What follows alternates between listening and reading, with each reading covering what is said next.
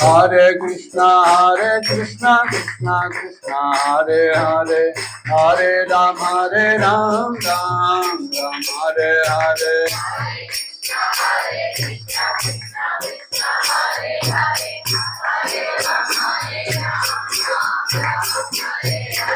Hare Hare Krishna, Krishna Krishna, Hare Hare, Hare Rama, Ram Ram, Hare Hare.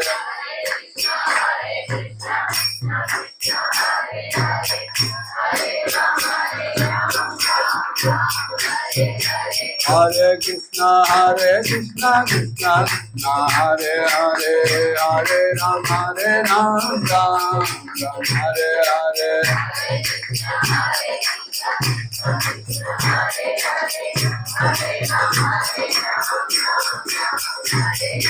Hare Krishna, Krishna Krishna, Hare Hare, Hare Rama, Ram Ram, Hare Hare. Hare Krishna, Krishna Krishna, Hare Hare, Hare Rama, Ram Ram, Hare Hare. Hare Krishna, Krishna Krishna, Hare Hare, Hare Rama, Ram Ram, Hare Hare.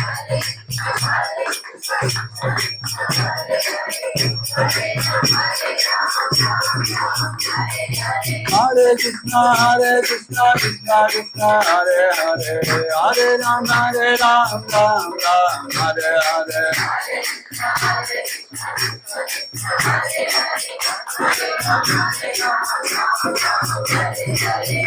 Krishna, Krishna Krishna, Hare Hare, Hare Ram, Ram Hare Hare.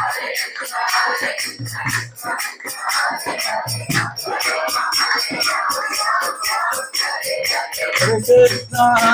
Krishna Krishna, Hare Hare, Hare Ram, Ram Hare Hare.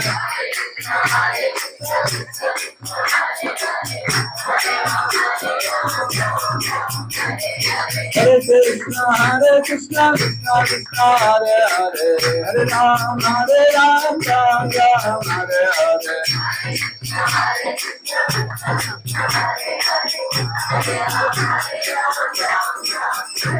Hare Krishna, Krishna Krishna, Hare Hare, Hare Ram, Ram Hare Hare.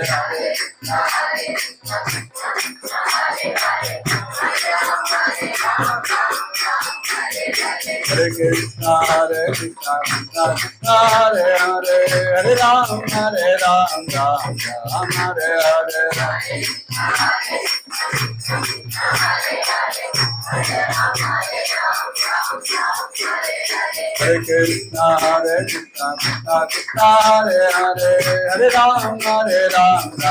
Ram Hare Hare.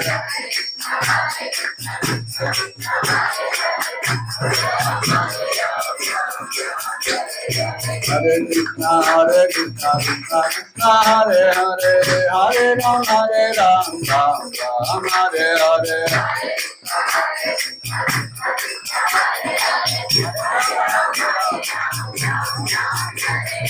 Hare Krishna, Krishna Krishna, Hare Hare, Hare Ram, Ram Hare Hare.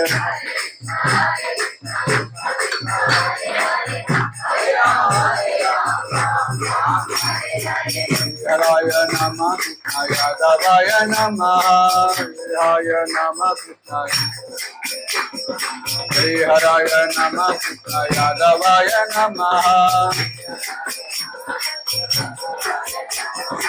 Madhavaya Keshavaya Namaha. Madhavaya Keshavaya Namaha.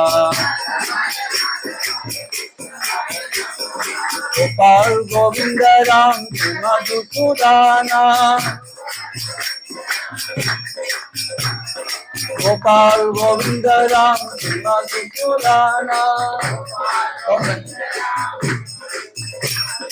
Giridhari Gopinath Madana Mohana. Second one. Giridhari Gopinath Madana Mohana. Hare Krishna, Hare Krishna, Krishna Hare Hare, Hare Rama, Rama Hare Hare.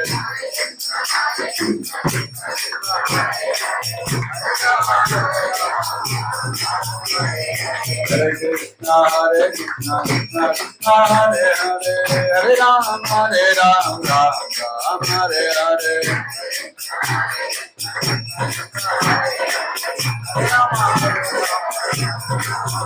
Jaya Krishna Balaram, Krishna Balaram, Krishna Balaram, Jaya Vrindavana Ram.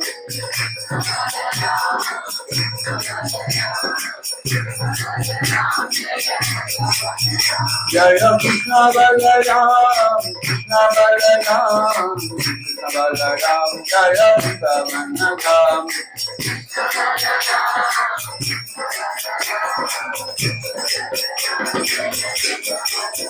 Jaya Radha Madhava Radha Madhava Radhe Radha. Jaya Radha Damodara Radha Damodara Radhe Radha. Jaya Radha Govinda Radha Govinda Radhe.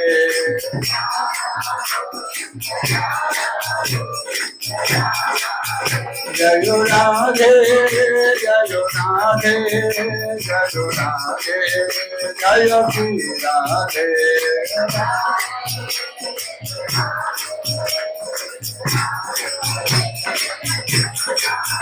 Jaya Radhe, Jaya Radhe, Jaya Radhe, Jaya Shri Radhe.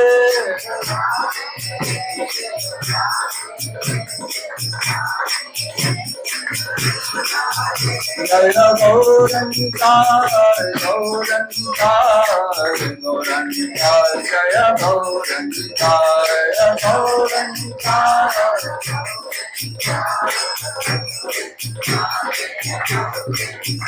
Jaya Jaya Prabhupada,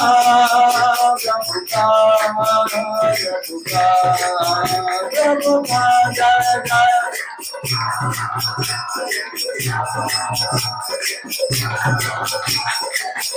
Jaya Jaya Gurudev, Gurudev, Gurudev, Gurudev, Jaya Jaya.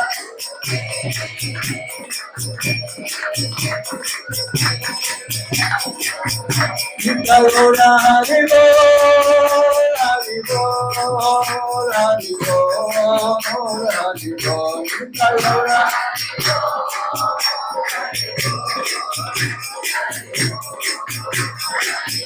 Hari Bol, Hari Bol, Hari Bol, Hari Bol. Hari Bol, Hari Bol, Hari Bol, Hari Bol. Gaura Hari Bol, Hari Bol, Hari Bol, Hari Bol, Gaura.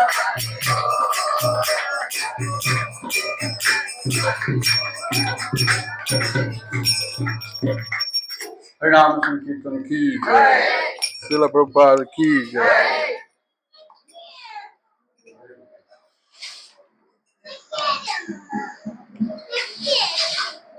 Hare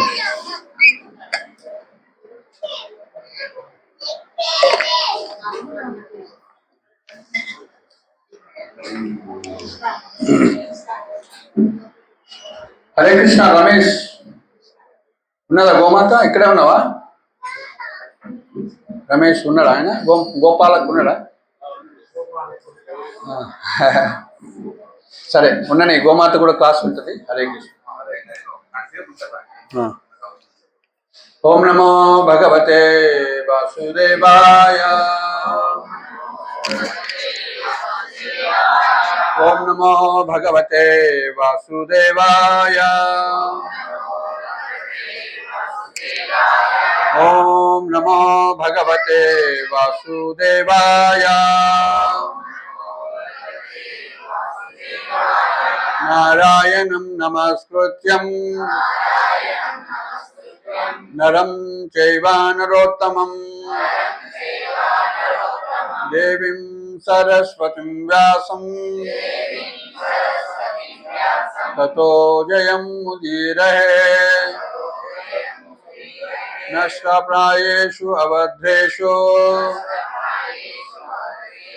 నిత్యం భాగవత సేవయా. భాగవతీరుత్తమ శ్లోకే భక్తిర్భవతి నైష్టకే.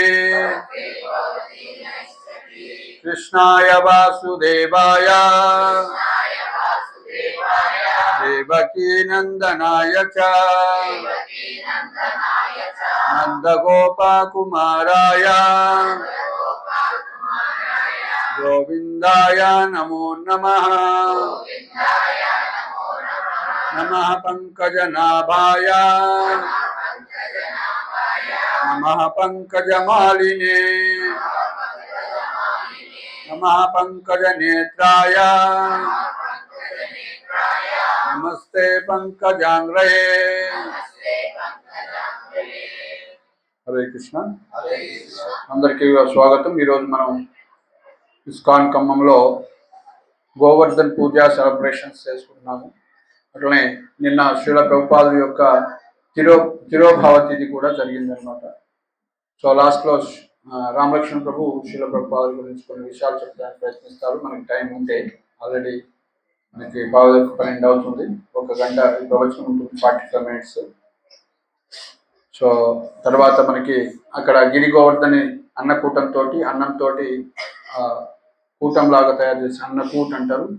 So గోవర్ధన్ని అలంకరించి చేస్తారు. అప్పుడు ready చేసినప్పుడు మనం పూజ చేసేటప్పుడు గోవర్ధన్కి అదేవిధంగా దేవుడికి ఇద్దరు కలిపి, ఇక్కడ రాధాకృష్ణ కూడా కలిపి పూజ చేస్తాము. తర్వాత అందరూ కూడా ప్రదక్షిణ చేయాలన్నమాట. గోప్రదక్షిణ, గోవర్ధన పరిక్రమ కూడా చేస్తాం మనం. సో వీలుంటే ఇక్కడ అవకాశం ఉంటే ఇక్కడ చేద్దాం, లేకుంటే బయట ఏర్పాటు చేస్తే బయట ఏర్పాటు.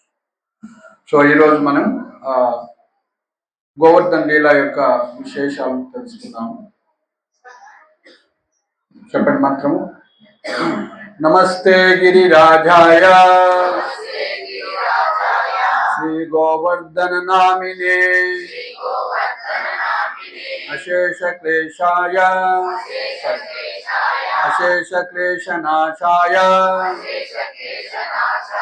పరమానందదాయినే. నమస్తే గిరిరాజాయ శ్రీ గోవర్ధన నామినే అశేష క్లేశనాశాయ పరమానందదాయినే. నమస్తే గిరిరాజాయ శ్రీ గోవర్ధన నామినే అశేష క్లేశనాశాయ పరమానందదాయినే. సో ఇది గోవర్ధన యొక్క ప్రణామ మంత్రం అని చెప్పొచ్చు మనం. సో ఇందులో చూసినట్లయితే నమస్తే గిరిరాజాయ శ్రీ గోవర్ధన నామిని అశేష క్లేశనాశాయ పరమానందదాయిని. సో ఆయనకి ఒక పేరు ఉందన్నమాట, భగవంతుడి యొక్క ప్రత్యేకమైన అవతారం గిరిరాజ్ అని అంటారు అన్నమాట. నమస్తే, ఆయనకి నమస్కారం చేస్తున్నాం. నమస్తే గిరిరాజాయ శ్రీ గోవర్ధన్ నామిని, ఆయన యొక్క నామము గోవర్ధన్. అశేష క్లేశనాశాయ, మనకున్నటువంటి అనేక కష్టాలు ఏతున్నాయో క్లేశాలు అంటాం. ఏం క్లేశాలు ఉన్నాయి మనకి? 7 రకాల క్లేశాలు ఉంటాయి. ఈ లోకంలో ఉన్నటువంటి జీవులందరూ కూడా ఆధ్యాత్మిక, ఆది భౌతిక, ఆది దైవిక, జన్మ, మృత్యు, జర, వ్యాధి. ఈ 4 ప్లస్ మొదటి 3. సో త్రివిధ తాపాలు అంటారు మొదటి 3. సో అదేవిధంగా జన్మ, మృత్యు, జరా, వ్యాధి అనే సంసార చక్రం, ఇవన్నీ కూడా జీవులకు ఉన్నటువంటి కష్టాలు అన్నమాట. అశేష క్లేశ నాశాయ. అందుకే ఎవరైతే శుద్ధ భక్తి చేస్తారో రూప కోసం చెప్తారు. శుద్ధ భక్తి చేస్తే, భగవంతుడి యొక్క ప్యూర్ డివోషన్ చేస్తే, భక్తి చేస్తే అంటే ఏమవుతుందంట, 5 లక్షణాలు చెప్పారు శుద్ధ భక్తిని. మొదట ఏమవుతుంది, క్లేశ అగ్ని. క్లేశాగ్ని అంటే క్లేశం అంతా పోతుంది. ఏం క్లేశం అంటే ఇవి అన్నమాట. రెండోది శుభద అంటే ఆస్పీషియస్నెస్, అంత శుభం చేకూరుతుంది. సో మూడోది మోక్ష లబ్ధాకృత్, మోక్షాన్ని కూడా తుచ్చంగా మనం భావిస్తాము. మానవ జీవితం వచ్చిన తర్వాత లక్ష్యం ఏంటిది, ధర్మ, అర్థ, కామ, మోక్షం, చతుర్విధ పురుషార్థాలు అని చెప్పుకుంటాం కదా. సో కాబట్టి ఎవరైతే శుద్ధ భక్తి చేస్తుంటారో, భగవంతుడి యొక్క భక్తి చేస్తుంటారో, కేవల భక్తి చేస్తారో, అనన్య భక్తి చేస్తారో, శుద్ధ భక్తి చేస్తారో, ప్యూర్ డివోషన్ చేస్తారో, వాళ్ళకి మోక్షం అనేది తుచ్చంగా భావిస్తారు వాళ్ళు. నమోక్షే గ్రహమేస్తి దామోదరేహ అని మనం రోజు పాడుకుంటాం దామోదర లీలలో. సో ఏం కోరుకుంటాం మనము, మోక్షాన్ని కోరుకోవట్లేదు. ఏంటి మరి మోక్షం అంటే, మోక్షం అంటే ఏంటి, జన్మరా, ఈ జన్మ మృత్యు జరావ్యాధి చక్రంలో పడిపోకుండా ఉండటాన్ని మోక్షం అంటే. ఏంటి మరి అట్లేంటి, మోక్షం రాకపోతే శుద్ధ భక్తి చేస్తే మోక్షం ఉందా మనకి, ఎందుకొద్దు?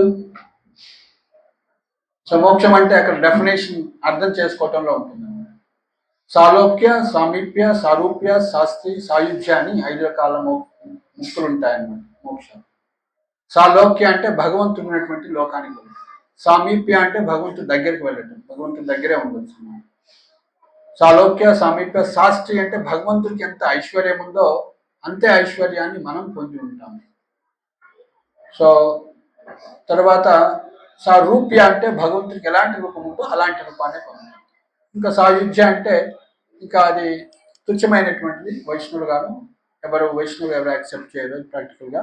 ఉదాహరణకి కంసాది, శిశుపాలాది రాక్షసులు కూడా భగవంతుడి యొక్క శరీరంలో కానీ, భగవంతుడి యొక్క బ్రహ్మ జ్యోతిలో కానీ లీనమయ్యేటువంటి అవకాశం ఉంటుంది. ఎందుకంటే భగవంతుడు టచ్ చేస్తే ఎలాంటి మహాపాపి అయినా సరే వాళ్ళకి ముక్తి వస్తుంది అనమాట. అంటే భగవంతుడి యొక్క శరీరంలో కానీ, భగవంతుడి యొక్క జ్యోతిలో కానీ, బ్రహ్మ జ్యోతిలో కానీ లీనమవుతారు.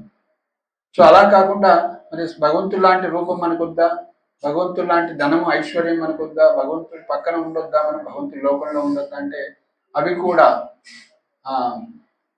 బినా మత్సేవనం బినా నా గ్రహ్యంతి. అంటే భగవంతు సేవ లేకుండా అలాంటి అపులెన్స్ ఇచ్చారనుకోండి. కృష్ణుడు నాడు, కృష్ణుడి పక్కన అలాంటి బిల్డింగ్ ఉంది. మనం అందరం కోరుకుంటేదేంటి, కృష్ణుడి దగ్గరికి ఎందుకు వస్తామంటే 4 రకాల వ్యక్తులు నా దగ్గరికి వస్తారని భగవద్గీతలో చెప్తారు భగవంతుడు. ఎవరు వాళ్ళు 4 రకాల వ్యక్తులు, అర్ధో అర్ధార్థి, జిజ్ఞాసు, జ్ఞానీచ, భర్తర్షుల. అర్ధో అంటే కష్టాల్లో ఉన్న వాళ్ళు నా దగ్గరికి వస్తారు, అర్ధార్థి ధనం కావాల్సిన వాళ్ళు నా దగ్గరికి వస్తారు, జిజ్ఞాసు అంటే తెలుసుకోవాలి అన్నటువంటి జ్ఞానం తెలుసుకోవాలి, అసలు నేను ఎవరిని, ఎక్కడి నుంచి వచ్చాను, ఎక్కడ పోతాను, అసలు ఏంటిది అని. జ్ఞాని అంటే జ్ఞానికి తెలుసు అనమాట, నేను శరీరం కాదు ఆత్మ, అదేవిధంగా భగవంతుడు ఎంత గొప్పవాడు, నారాయణుడు ఎంత గొప్పవాడు, కృష్ణుడు ఎంత గొప్పవాడు అని తెలుసు అన్నమాట. సో అర్ధో అర్ధార్థ జిజ్ఞాసి వీళ్ళు 4 కూడా వస్తారన్నమాట.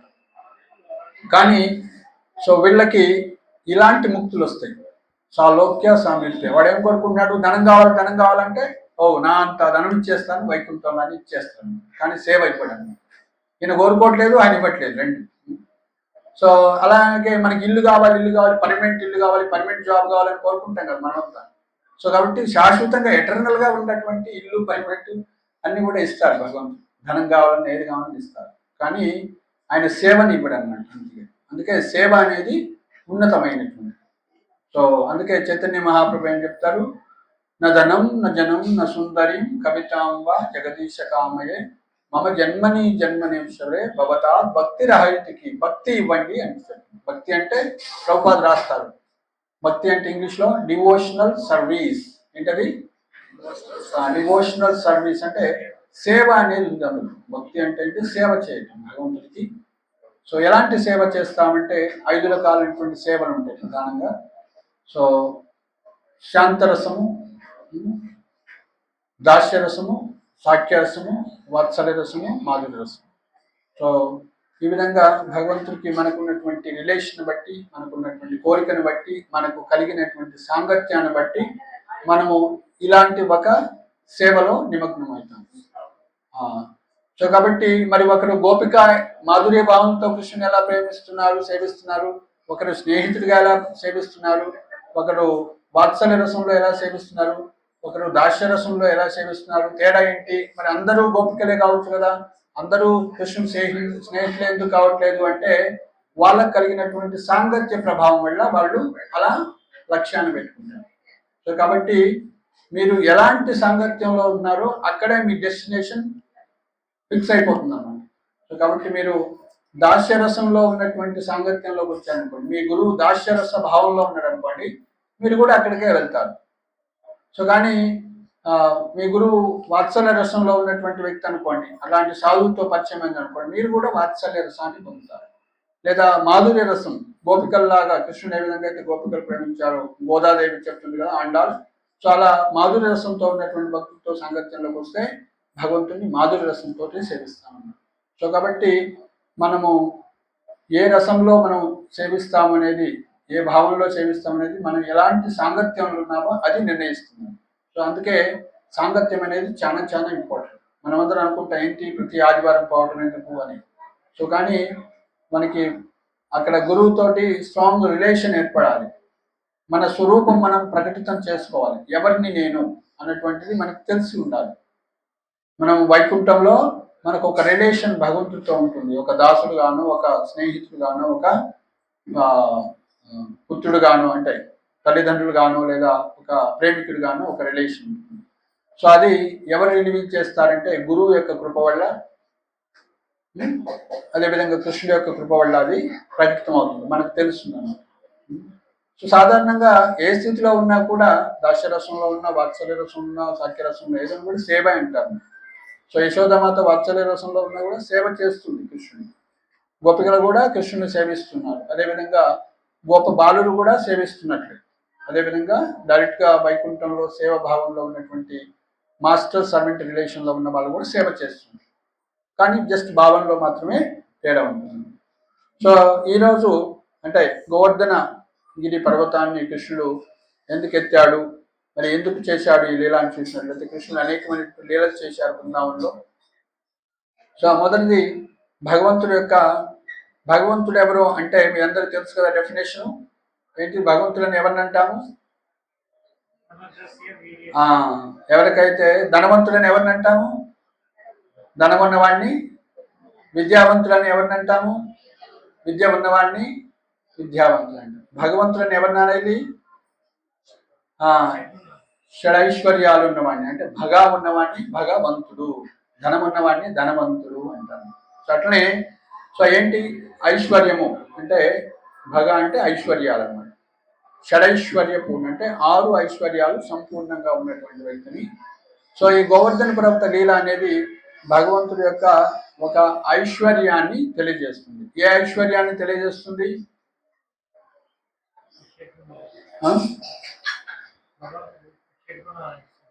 భగవంతుడికి 6 ఐశ్వర్యాలు ఉన్నాయి. ఏంటి అవి? మొదటి చెప్పండి.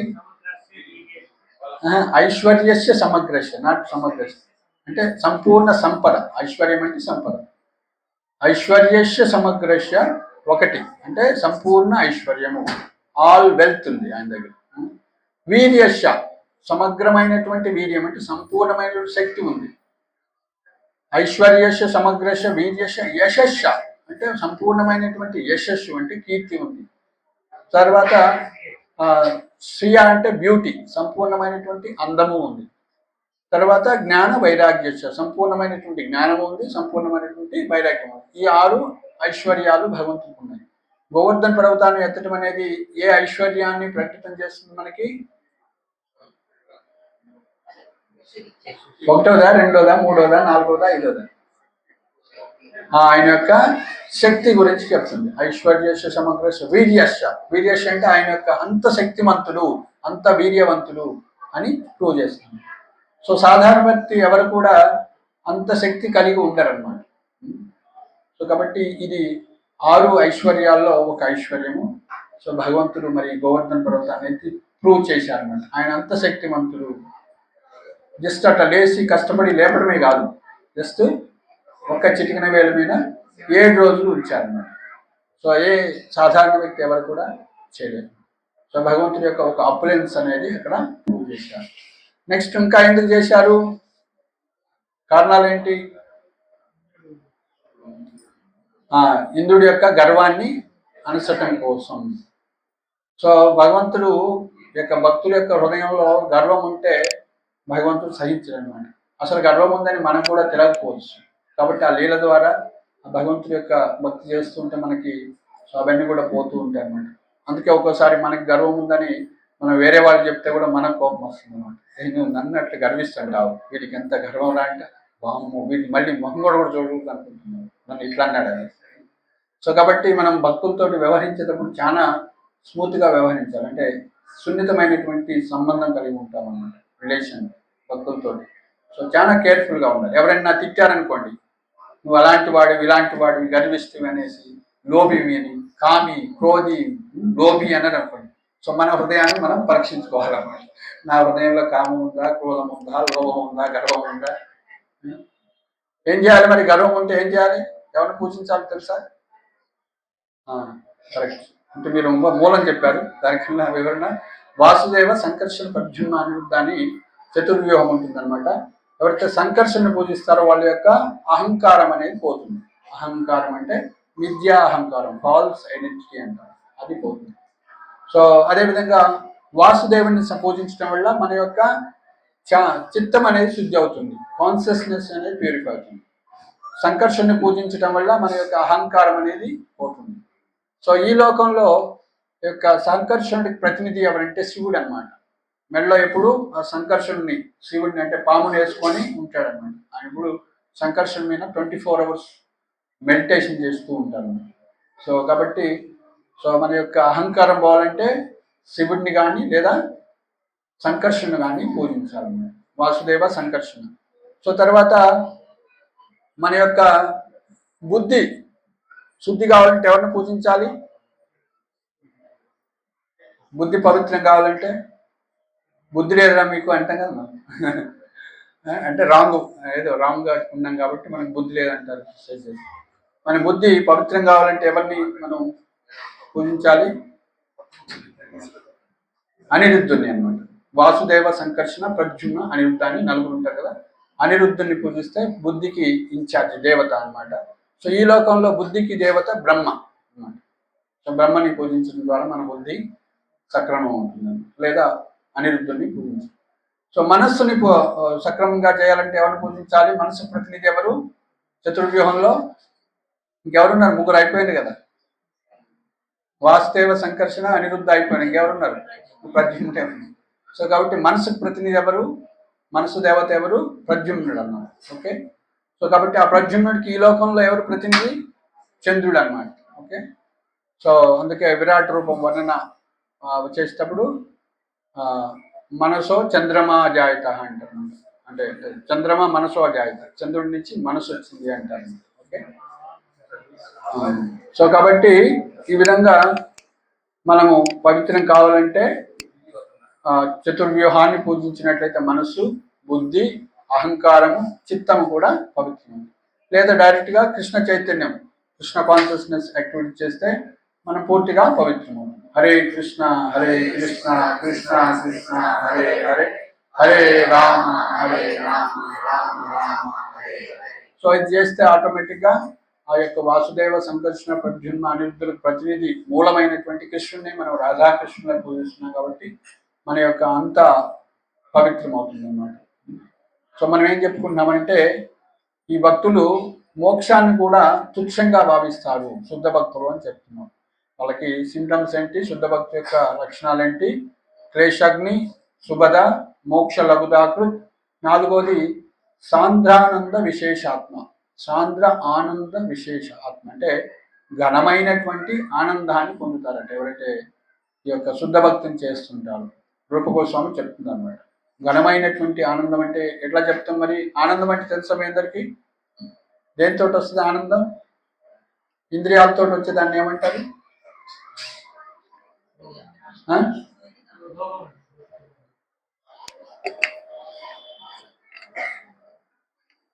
మనకి చలికాలంలో మనం చల్లనీళ్ళతో స్నానం చేయాలంటే ఏం అనిపిస్తుంది మనకి? ఏమంటాం? చాలా కష్టంగా ఉంది అంటాం. సో సుఖము కష్టం అన్నమాట. సుఖ దుఃఖము లేదా సుఖము కష్టం. సో ఇంద్రియాలకు వచ్చేటువంటిది ఆనందం కాదది. ఆనందం ఇంద్రియాలకు ఏం రాదు. సో ఆత్మకు వచ్చేదాన్ని ఆనందము అంటాను. శరీరానికి వచ్చేదాన్ని సుఖ దుఃఖము అంటాను. సుఖము లేదా దుఃఖము. సో సాంద్రానంద విశేషాత్మ అంటే ఘనమైనటువంటి ఆనందం. భక్తి చేస్తే, శుద్ధ భక్తి చేస్తే ప్రబోధానంద సరస్వతి చెప్తారన్నమాట. కైవల్యం నరకాయతే విశ్వం పూర్ణ సుఖాయతే.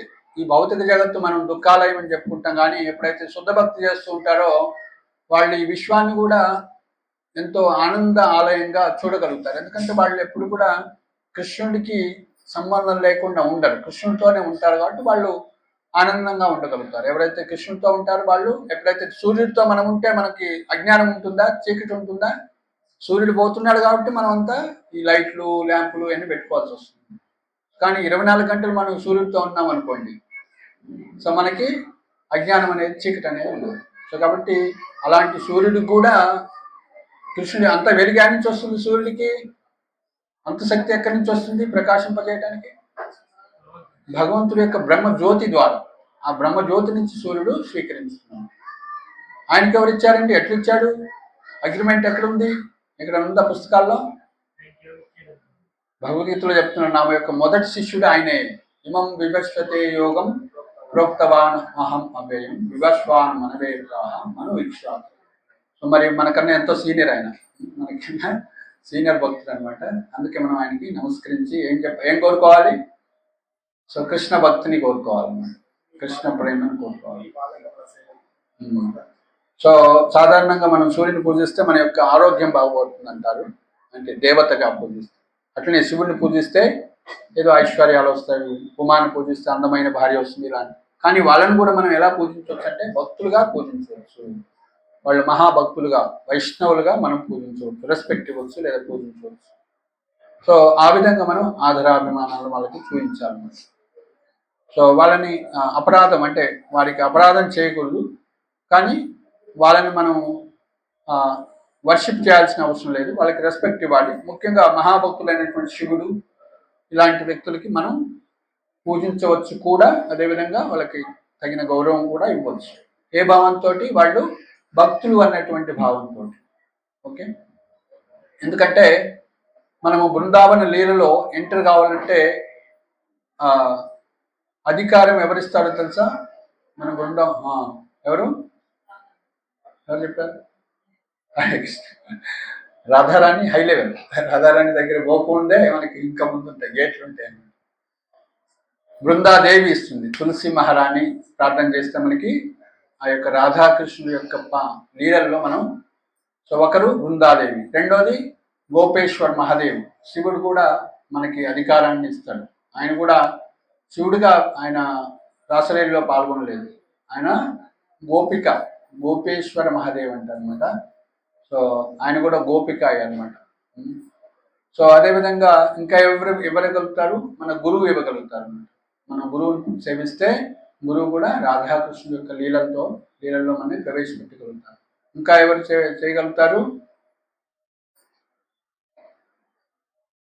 గురువు, తులసి మహారాణి, అదేవిధంగా నాలుగో వ్యక్తి గోవర్ధన్.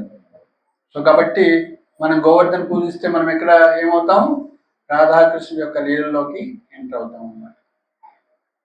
సో ఈ విధంగా బృందాదేవి ద్వారా, గోవర్ధన్ ద్వారా, తులసి మహారాణి ద్వారా, గురువు ద్వారా, ఈ విధంగా మనం భగవంతుడి యొక్క లీలలు. అందుకే మనం తులసి మహారాణి ప్రార్థించేటప్పుడు ఏం చెప్తాం? 4వ లైను ఏంటి? తులసి ప్రార్థన గుర్తుంది ఎవరికన్నా?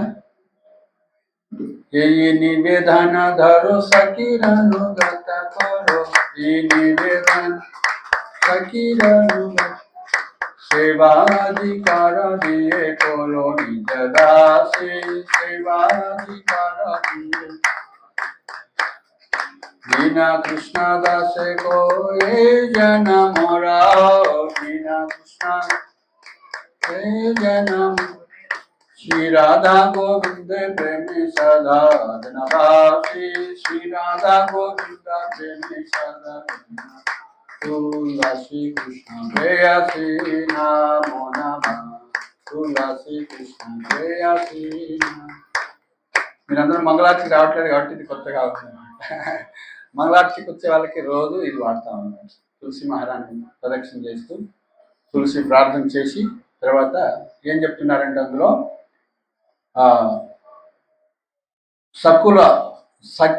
సఖ్యులు అంటే కృష్ణుడు యొక్క సఖులు ఎవరు? రాధారాణి, లలిత, విశాఖ, తుంగవిద్య, చిత్ర వీళ్ళందరూ కూడా సఖీగణం అండి. వాళ్ళ యొక్క అనుగతాలని వాళ్ళ యొక్క ఫాలోవర్గా చేయమని మనం బృందాదేవిని ప్రార్థిస్తున్నాము.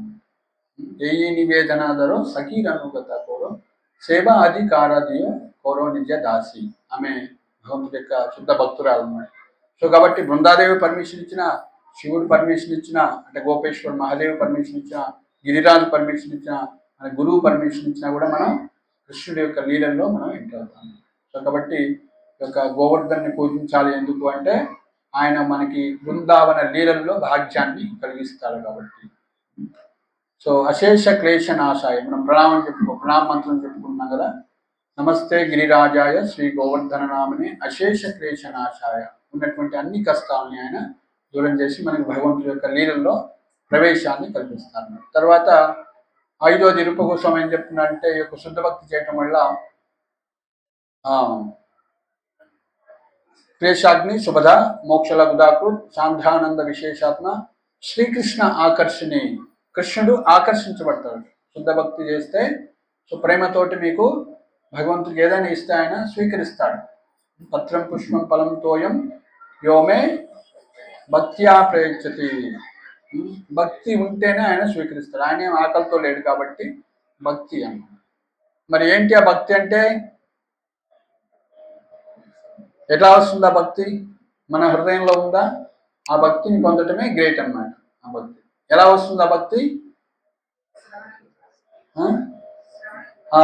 శ్రవణ కీర్తనాల ద్వారా అది ఉదయిస్తుంది అన్నమాట. ఓకే, నిత్య సిద్ధ కృష్ణ భక్తి కబు ఉదయ్ నాయ్ శ్రవణాది సిద్ధ శుద్ధే కరాయ్ ఉదాయ్. శ్రవణాది సిద్ధ శుద్ధి అంటే శ్రవణ ఆది అని అన్నారు. శ్రవణం, కీర్తనం, విష్ణు స్మరణం, పాద సేవనం, అర్చనం, వందనం, దాస్యం, సాఖ్యం అంటే నవవిధ భక్తి మార్గాల ద్వారా అదేమవుతుంది? ప్రకటితం అవుతుంది, స్ఫురిస్తూ ఉంటుంది. అదేదో కొత్తగా తెచ్చుకునేది కాదు. కృష్ణ ప్రేమ అనేది మన హృదయంలో కొత్తగా ఏం రాదనమాట, జాగృతం అవుతుంది. ఇప్పుడు ఏమవుతుంది? అది ఇప్పుడు మనం నిద్రావస్థలో ఉంది. అనంతకాలంగా మనం దాని నిద్రావస్థలో ఉన్నాం. నిద్రావస్థలో ఉంచాం కాబట్టి అది జాగృతం కాదు. అందుకే ఎవరైతే ఆ యొక్క కృష్ణ భక్తిని కలిగిన వాళ్ళు, కృష్ణ ప్రేమను కలిగిన వాళ్ళ యొక్క సాంగత్యం మనం దొరికినట్లయితే మనలోని ఉన్నటువంటి భక్తి జాగృతం అవుతుంది. సో కాబట్టి అప్పుడు మనం ఎక్కడ పోతే అక్కడ కృష్ణుడు వస్తూనే ఉంటాడు అన్నమాట. సో కృష్ణుడు ఎక్కడ ఉంటాడు? భక్తుడు ఎక్కడ ఉంటాడంటే భగవంతుడి యొక్క హృదయంలో ఉంటాడు. అదేవిధంగా భగవంతుడు ఎక్కడ ఉంటాడు? భగవంతుడి యొక్క హృదయంలో ఉంటాడు, భక్తుడి యొక్క హృదయంలో ఉంటాడు. సో ఆ విధంగా మనం శుద్ధ భక్తిని ఆచరించినట్లయితే మనము భగవంతుడికి ప్రీతిపాత్రం అవుతాం అన్నమాట. అలాంటి శుద్ధ భక్తి రావాలంటే మనం ఏం చేయాలి? శుద్ధ భక్తులను పూజించాలి. కాబట్టి గిరి గోవర్ధన ఎవరు? శుద్ధ భక్తులు అన్నమాట. ఆయన ప్యూర్ డివోటీ. అదేవిధంగా ఆయన సాక్షాత్తు హరి కూడా. ఆయన భగవంతుడు ప్లస్ భక్తుడు. చైతన్య మహాప్రభు ఎవరు? భక్తులా భగవంతులా? రామానుచార్య భగవంతులా భక్తులా? రామానుచార్య భక్తులా భగవంతులా? గట్టిగా భక్తులు అనేవాళ్ళు చేతులు లేపండి. అందరు లేపుతారు. భగవంతుడు అనేవాళ్ళు లేపండి. ఆయన భగవంతుడు అంటే బలరాముడు కాబట్టి సాక్షాత్తు ఆయన భగవంతుడు ప్లస్ భక్తుడు రెండు. అట్లనే చైతన్య మహాప్రభు భగవంతుడా భక్తులా? భగవంతుడు ప్లస్ భక్తుడా. అంటే భక్తుడు రూపంలో వచ్చాడు, భక్తుడు భావనలో వచ్చాడు, కానీ ఎవరైనా ఒరిజినల్ భక్తుడు భగవంతుడు. అట్లనే గిరిరాజు ఎవరు? భగవంతుడా భక్తుడా? ఆయన భక్తుడు ప్లస్ భగవంతుడు. కృష్ణుడే ఆ విధంగా స్వయంగా ప్రకటితమై వాళ్ళ ముందు ఆ యొక్క ఆ యొక్క అన్నకూటాన్ని మొత్తం కూడా భోగాలన్నింటినీ కూడా ఆ యొక్క నైవేద్యాలని తింటాడు అనమాట. సో అప్పుడు కృష్ణుడు ఏం చేస్తున్నాడు? ఒక సాధారణ బాలుడుగా ఉన్నాడు కాబట్టి కృష్ణుడు కూడా దండవత్ చేస్తే వాళ్ళందరూ కూడా ప్రణామం చేసి కృష్ణుడు ప్రణామం చేసి వాళ్ళందరూ కూడా ప్రణామం చేస్తారు గోవర్ధన్. చూడండి, ఈయన ప్రత్యక్ష దైవం. మనం పిలిస్తే వచ్చిండు, తింటున్నాడు, నైవేద్యం పెడితే తింటున్నాడు. ఇంకా ఏమన్నాడు, అనియోర్ అనియోర్, ఇంకా తీసుకురండి, ఇంకా తీసుకురండి. సో కొంతమందికి ఇదేంది మాకు ప్రసాదం లేకుండా తినేసినారు. సో మళ్ళీ సో కృష్ణుడు అని చెప్తే మీరందరూ కళ్ళు మూసుకొని ప్రార్థన చేయండి అంటే అన్ని వస్తువులు అన్ని వచ్చేసి ఉంటాయి అన్నమాట. సో ఎన్ని తిన్నా మళ్ళీ అన్ని ప్రకటిస్తాం. సో కాబట్టి భగవంతుడు మనం ప్రేమతో పెడితే స్వీకరిస్తాం. సో ఆ విధంగా మరి కృష్ణుడు ఎందుకు చేశాడు ఈ లీలని, గోవర్ధన లీలని? ఎన్నో లీలలు చేశారు కదా. మరి ఈ యొక్క గిరిరాజు లీలను ఎందుకు చేశారు, గిరి గోవర్ధన ఎత్తడం అనేది? సో ఒకటి చెప్పారు, ఇంద్రుడి యొక్క గర్వాన్ని అనుసరణ కోసం ఒక్క కారణం. ఇంకా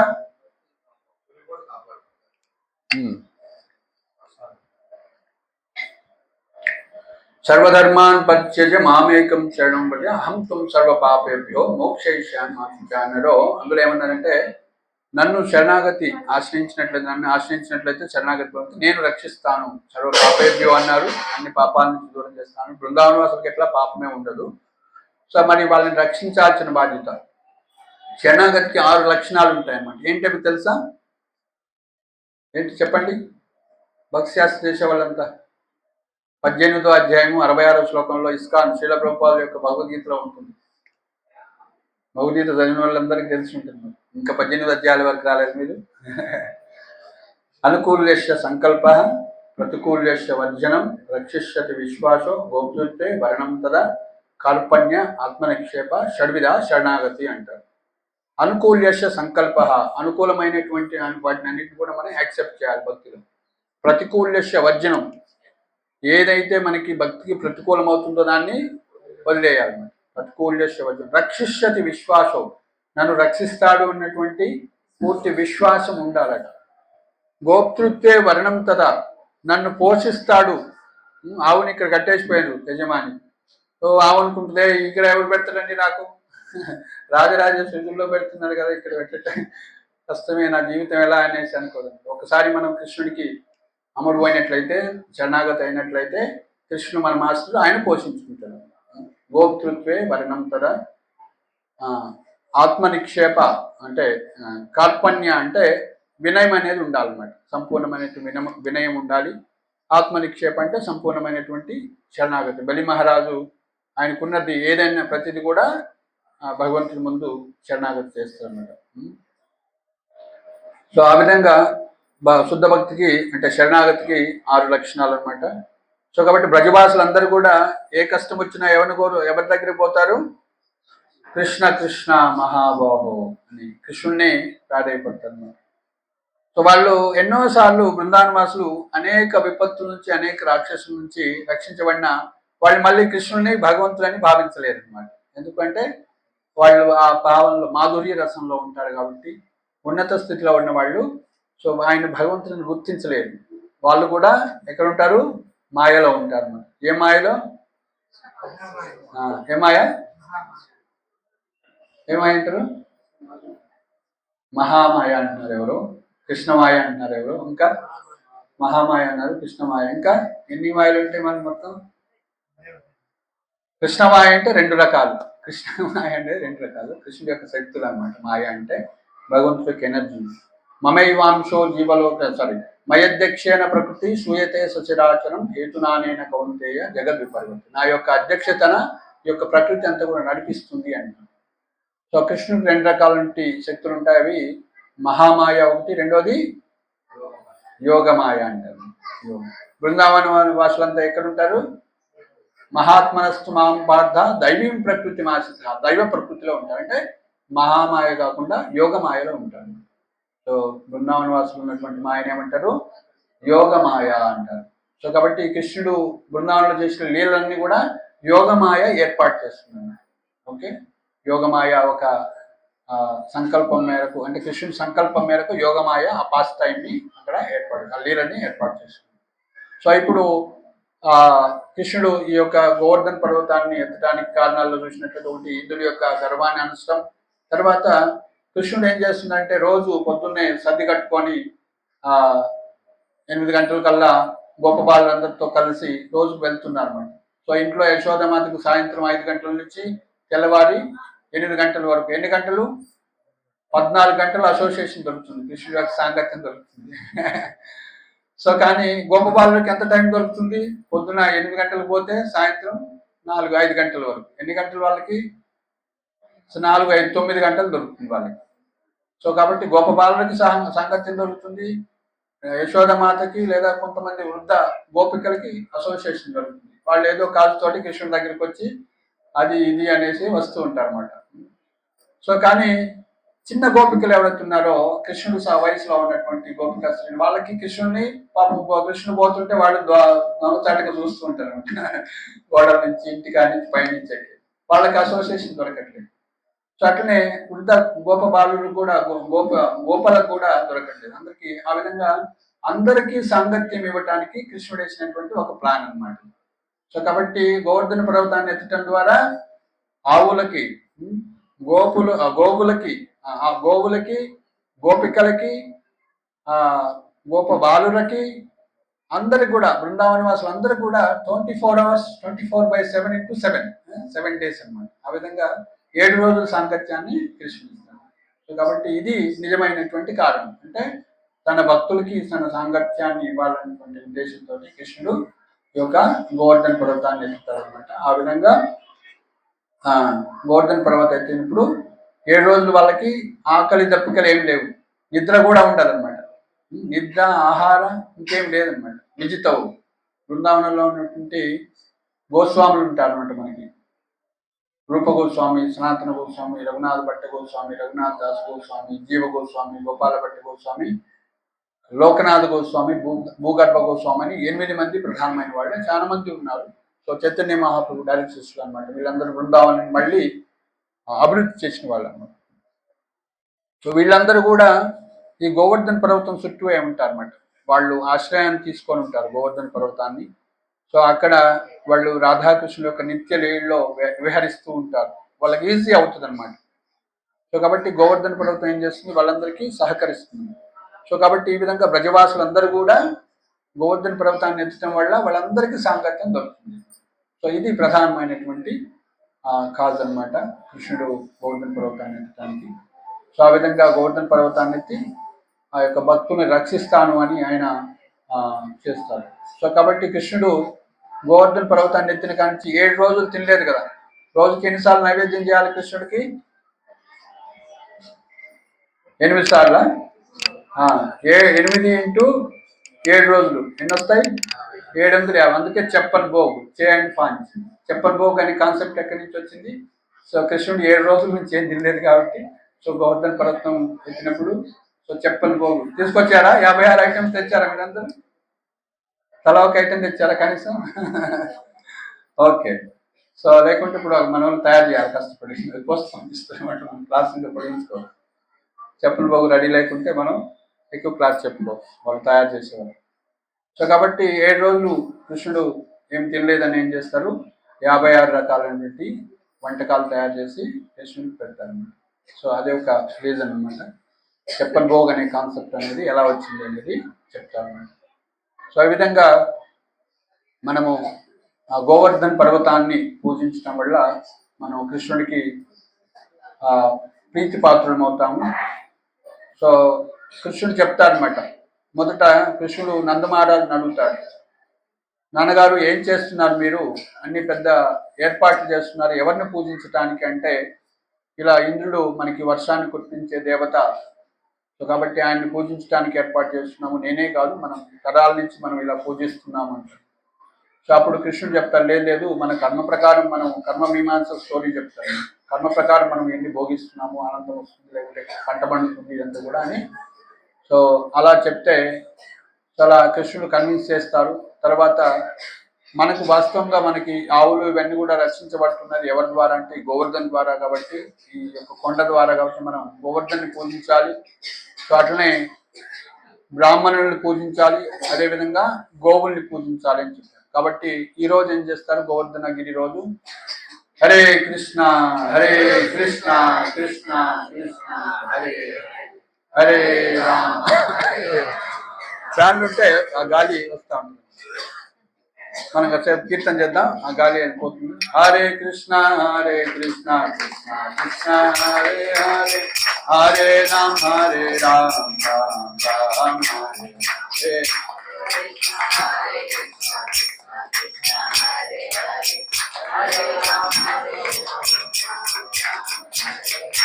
हरे कृष्णा कृष्णा कृष्णा हरे हरे, हरे राम राम राम हरे हरे.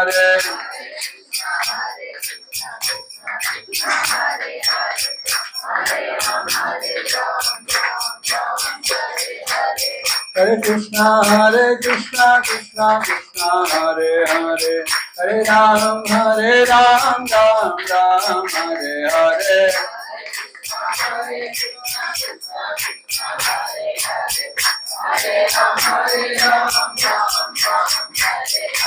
गोविंद जय जय गोपाल जय जय,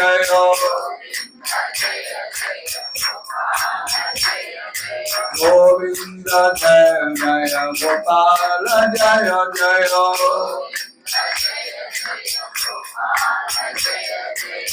राधा रमण हरि गोविंद जय जय,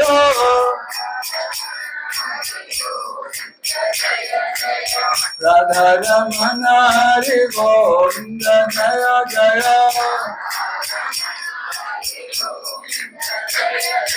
हरे कृष्णा कृष्णा कृष्णा हरे हरे, हरे राम राम राम हरे हरे.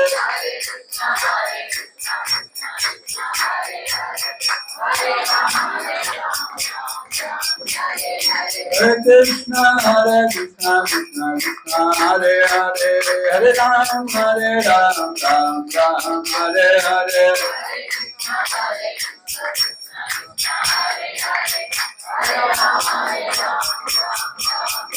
जय प्रभुपदा जय प्रभुपदा, प्रभुपदा शिव प्रभुपदा.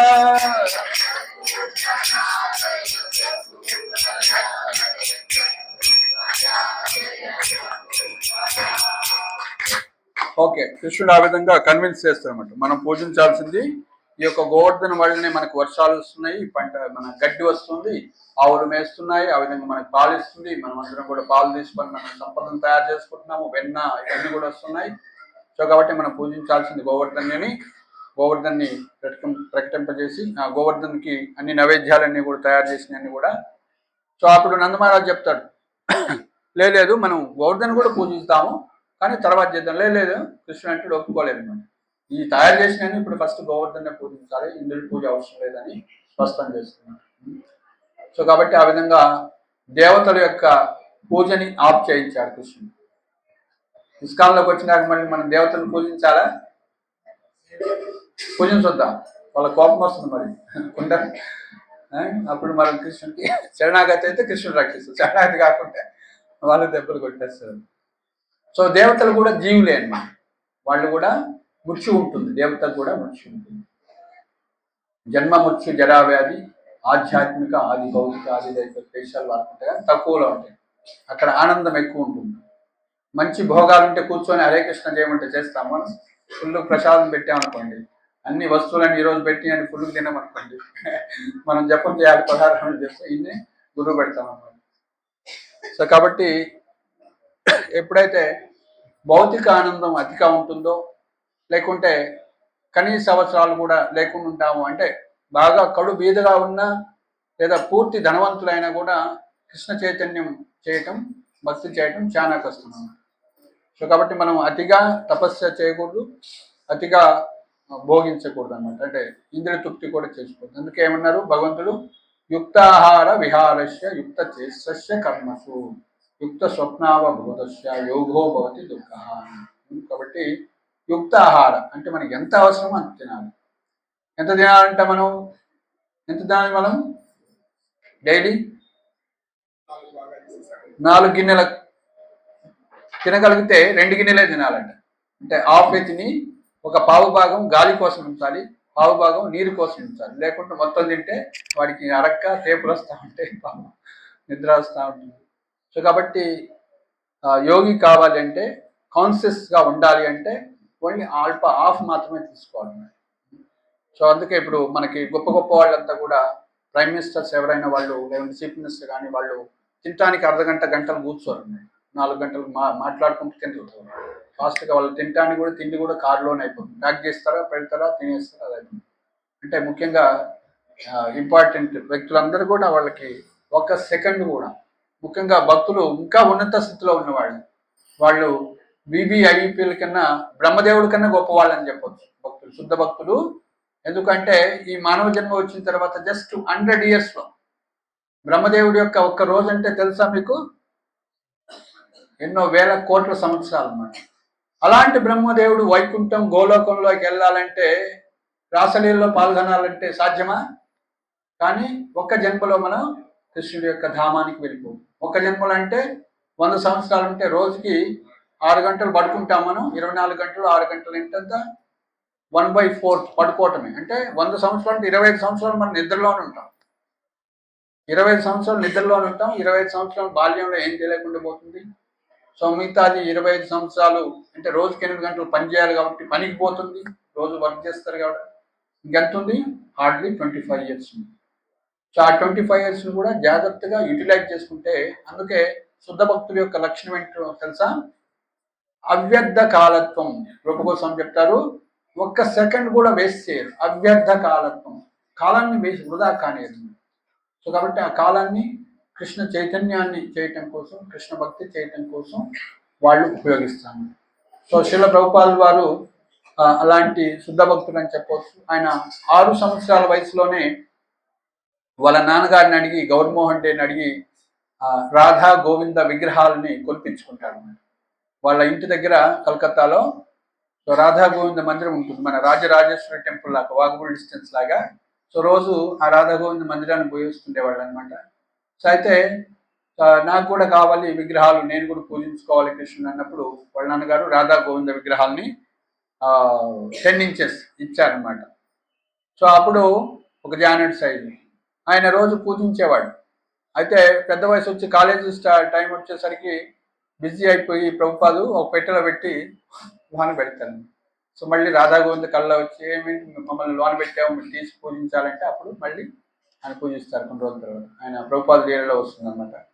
సో ఆ విధంగా చిన్నప్పటి నుంచే ప్రభుపాద. అట్నే ప్రభుపాదు 5-6 సంవత్సరాల్లో ఉన్నప్పుడే నేను కూడా జగన్నాథ్ రథయాత్ర చేస్తానని రథయాత్ర చేశాను అనమాట. సో రథయాత్ర చేస్తా అంటే కావలసినటువంటి చిన్న కార్ట్ యొక్క రథాన్ని ఏర్పాటు చేశారు వాళ్ళ నాన్నగారు, చిన్న విగ్రహాలను ఏర్పాటు చేశారు. అయితే చుట్టుపక్కల వాళ్ళకి ఫ్రెండ్స్ కొంతమంది చెప్పారు, మిగతా ఫ్రెండ్స్ కొంతమంది తెలుసుకొని వచ్చి, మీ ఇంట్లో ఇంత పెద్ద ఫెస్టివల్ చేసుకుని మమ్మల్ని పిలవంటే మేం కాదు, ఈ పిల్లలు చేసుకుంటున్నానని ఆయన ఉన్నారు. సో ఆ విధంగా రథయాత్ర అనేది చిన్నవాడిగా ఉన్నప్పుడే ప్రభుపాద చేశారు. సో ఆయన జన్మించినప్పుడు ఆయన యొక్క జ్యోతిష్యం చూసి, హారోస్కోప్ చూసి చెప్పారు, ఈయన పెద్ద 69-70 సంవత్సరాలు వచ్చినప్పుడు ఈ సముద్రాలని దాటి, సో సముద్రాలను దాటి ఆయన 108 దేవాలయాలను ఏర్పాటు చేస్తారని జాతకంలో చెప్పారు. సో ప్రభుపాదుల వారు సో ఆ విధంగా 1932లో వాళ్ళ గురుగారి దగ్గర దీక్ష తీసుకొని, సో 32 నుంచి 62 40 సంవత్సరాలు సాధన చేసుకొని ఆ యొక్క తీవ్ర కోరికని వాళ్ళ గురుగారు చెప్పారు 34లో, మీకు ఎప్పుడైనా సరే డబ్బులుంటే పుస్తకాలు ప్రింట్ చేయండి, ఇంగ్లీష్ స్పీకింగ్ పీపుల్కి ముఖ్యంగా మీరు ప్రచారం చేయండి అని ఆర్డర్ ఇచ్చారు. మీరు అంటే educated people, why don't you preach this in the western countries అని అడిగారు అనమాట. కాబట్టి ఆ యొక్క లక్ష్యాన్ని ఆయన హృదయంలో పెట్టుకొని, సో గురువు గారి యొక్క మాట మేరకు ఆయన ప్రయత్నిస్తూ ఫస్ట్ ఏమనుకున్నా అంటే, నేను బాగా డబ్బు సంపాదిస్తే సో నాకేం సమస్య ఉండదు, నేను అనుకొని డబ్బు సంపాదాలని ప్రయత్నించారు ప్రభుపాదులు. ఫార్మాస్యూటికల్ బిజినెస్ పెట్టారు. సో అందులో ప్రయత్నిస్తూ అన్ని కృష్ణుడు ఏం చేశాడు, ఫస్ట్ మనం శుద్ధ భక్తులు కావాలంటే కృష్ణుడు ఏం చేస్తాడు, మనని అన్నిటిని తీసేస్తాడు. ఫస్ట్ వాళ్ళ యొక్క ధనాన్ని తీసేస్తాడు.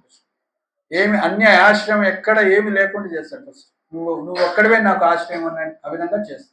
సో ప్రభుపాదకు ఉన్నట్టు బిజినెస్ అంతా కూడా కొలాప్స్ అవుతుంది. అర్థం కాలేదు ప్రభుపాదకి ఎందుకు ఇట్లా అయింది, తర్వాత అర్థం చేసుకుంటాడు ప్రభుపాద. సో ఇదంతా కృష్ణుడి ప్లాన్ అనేసి ఆనందంగా ఇప్పుడు నేను 24 hours can give for Krishna. So మీకు 2 గంటలు ఇచ్చి హరే కృష్ణ చేయండి, జపం చేయండి, మనకు టైం లేదండి. వాస్తవానికి లేదు, మాకు కూడా టైం లేదు. 16 రౌండ్ చేసిన తర్వాత ఇంకొక రౌండ్ ఎక్స్ట్రా చేద్దామంటే బిజీ అట్లా మీ లైఫ్లో మీరు మీరేమో మహామాయలో ఉంటారు కాబట్టి సో ఏదో ఒక యాక్టివిటీస్ ఉంటాయి. సో అట్లనే సో ప్రభుపాద వారు ఆ విధంగా 40 సంవత్సరాలు ప్లాన్ చేసుకొని సాధన చేసుకొని ఎంతో తపస్సు చేసి ఏం చేశారు, 56 సంవత్సరాలకి సన్యాసం తీసుకొని బృందావనంలో ఉండి రాధా దామోదర్ టెంపుల్లో ఉండి సో అక్కడ 3 సంవత్సరాలు ఉండేసి తపస్సు చేసి సో 65లో అమెరికా వెళ్ళి ఈ విధంగా 12 సంవత్సరాల్లో సో 108 మందిరాలను ఏర్పాటు చేసి ఇప్పుడు ఇస్కాన్లో సో దాదాపు ఒక 1000 పైగా అఫీషియల్ సెంటర్సే ఉన్నాయన్నమాట. అలా 10,000 చోట్ల గోవర్ధన పూజ జరుగుతుంది. 10,000 చోట్ల మంగళారతి అవుతుంది. రోజు 4:30 మంగళారతి అవుతుంది. ఇప్పుడు మా ఎక్కడో ఇస్కాన్లో ఒక చోట మంగళారతి అవుతుంటుంది, ఎందుకంటే వాళ్ళకి ఇప్పుడు తెల్లవారుతుంటుంది కదా. సో అట్లా 24 గంటలు కృష్ణ పూజ అనేది నడుస్తుంది. సో అదేవిధంగా వేరే బ్రహ్మాండాల్లో ఈరోజు కృష్ణుడికి జన్మాష్టమి కూడా కావచ్చు, ఎందుకంటే వేరు వేరు జన్మాష్టములు వేరు వేరు బ్రహ్మాండాల్లో వేరువేరుగా అవుతుంటుంది. ఏ విధంగా సూర్యుడు ప్రకటితం అవుతూ ఉంటారో ఆ విధంగా భగవంతుడు నిత్యలీల చేస్తుంటారు ఈ లోకం. సో కాబట్టి మనం మోక్షాన్ని పొందామంటే, భగవంతుడి దగ్గరికి వెళ్తున్నామంటే ఫస్ట్ ఏం చేస్తామంట, సో ఎక్కడ కృష్ణుడు లీలలు చేస్తున్నారో అక్కడికి వెళ్తాం. డైరెక్ట్ గోలోకంలోకి ఎంట్రీ ఉండదు. సో స్పెషల్ డివోటీస్ మాత్రమే ఉంటుంది, స్పెషల్ కేర్ ఉన్నటువంటి వాళ్ళకి స్పెషల్గా.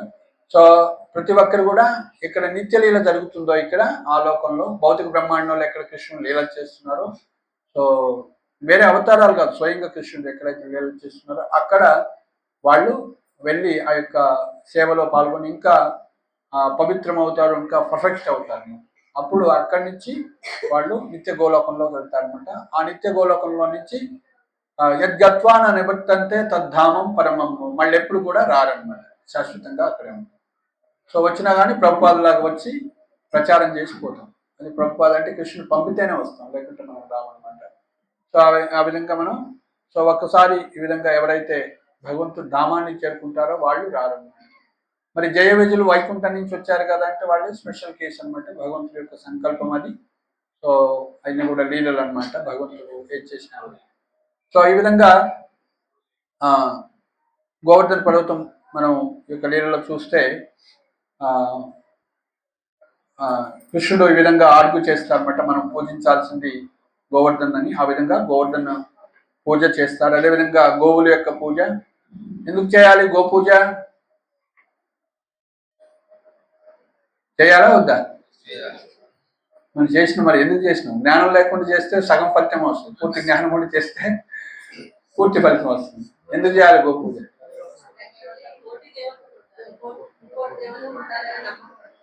ఉంటే మనం గోపూజ చేయాలి, కృష్ణ పూజ చేస్తే అయిపోయి. కృష్ణుడు అనంత కోటి బ్రహ్మాండాలే ఉన్నాయి, యశోద మాత కూడా ఉంది, నదులు ఉన్నాయి, ఆవులన్నీ ఉన్నాయి, కృష్ణుడు పూజిస్తున్నాం కదా. మళ్ళీ గోవింద్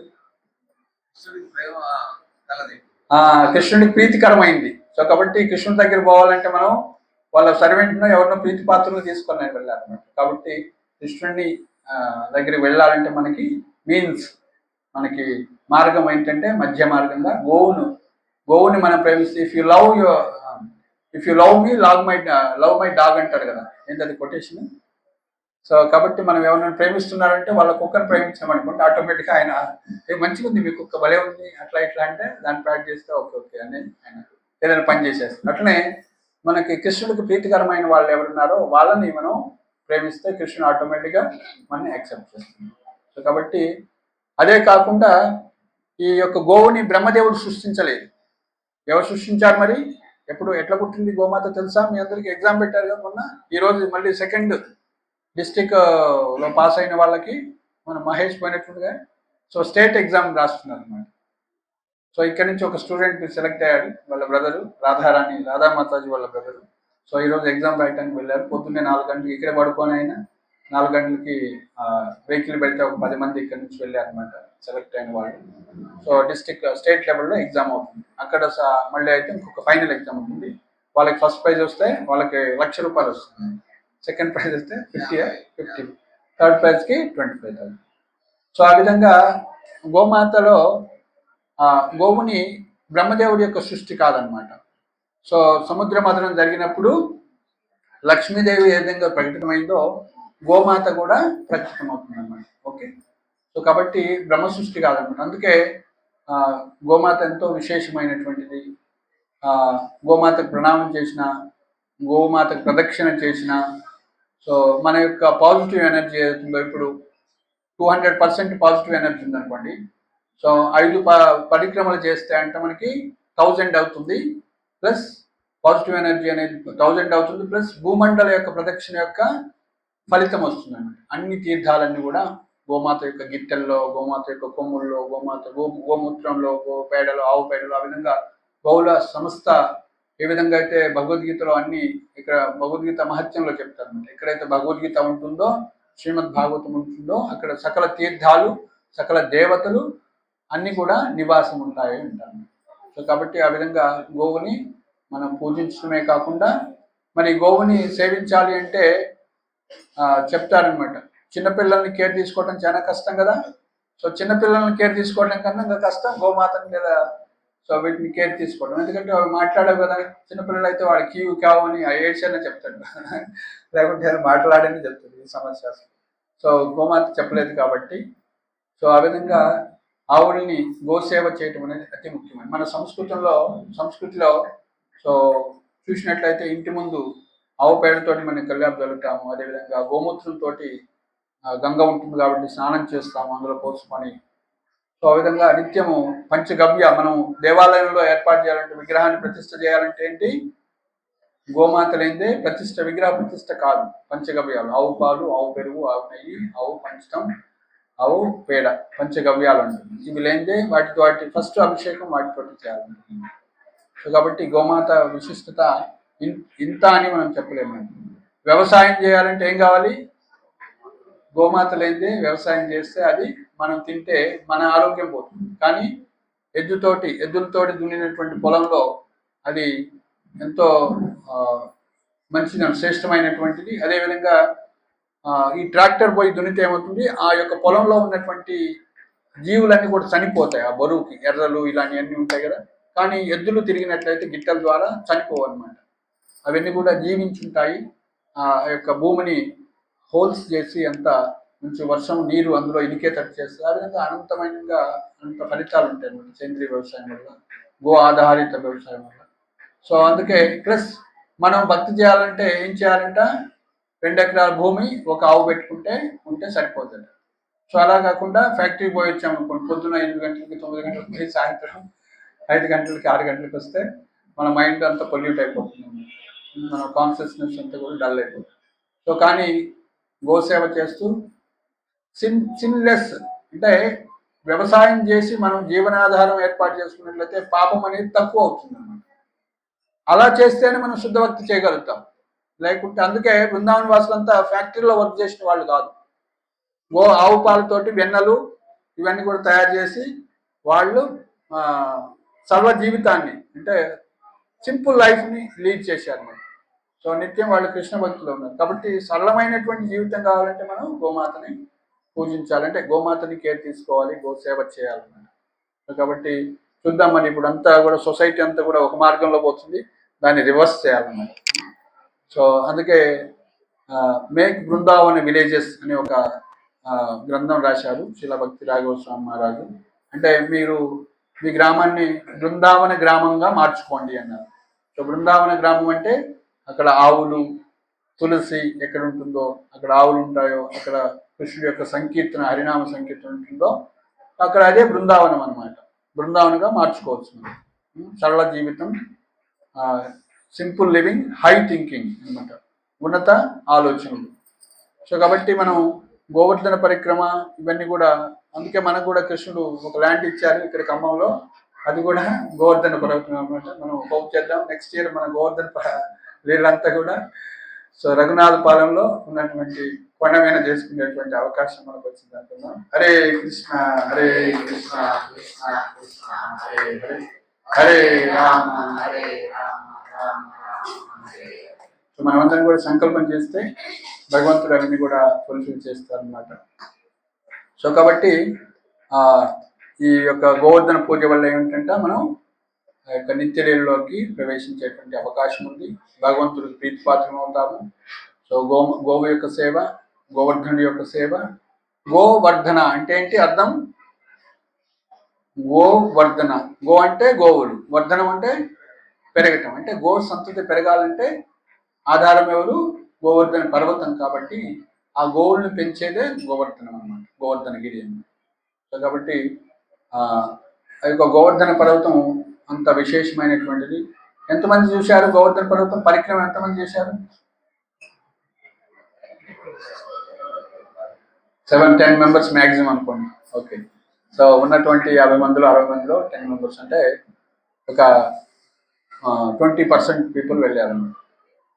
సో నేను అక్కడ 3 నెలలు ఉన్నాను చదువుకోవటానికి. అది రోజు గోవర్ధన్ దగ్గరే ఉండేవాళ్ళం. మేము భాగవతం చదువుకోవటానికి వెళ్ళాను. అక్కడ మనం గోవర్ధన పరిక్రమ చేయడానికి బృందావనం నుంచి 25 కిలోమీటర్లు దూరం వెళ్తాం అనమాట. అక్కడ మానసి గంగా అని ఉంటుంది. మొదట ఆ మానసి గంగా దగ్గర మనం దండోత్ ప్రణామాలు చేసి అక్కడ ధాన్ ఘాటి అని ఉంటుంది.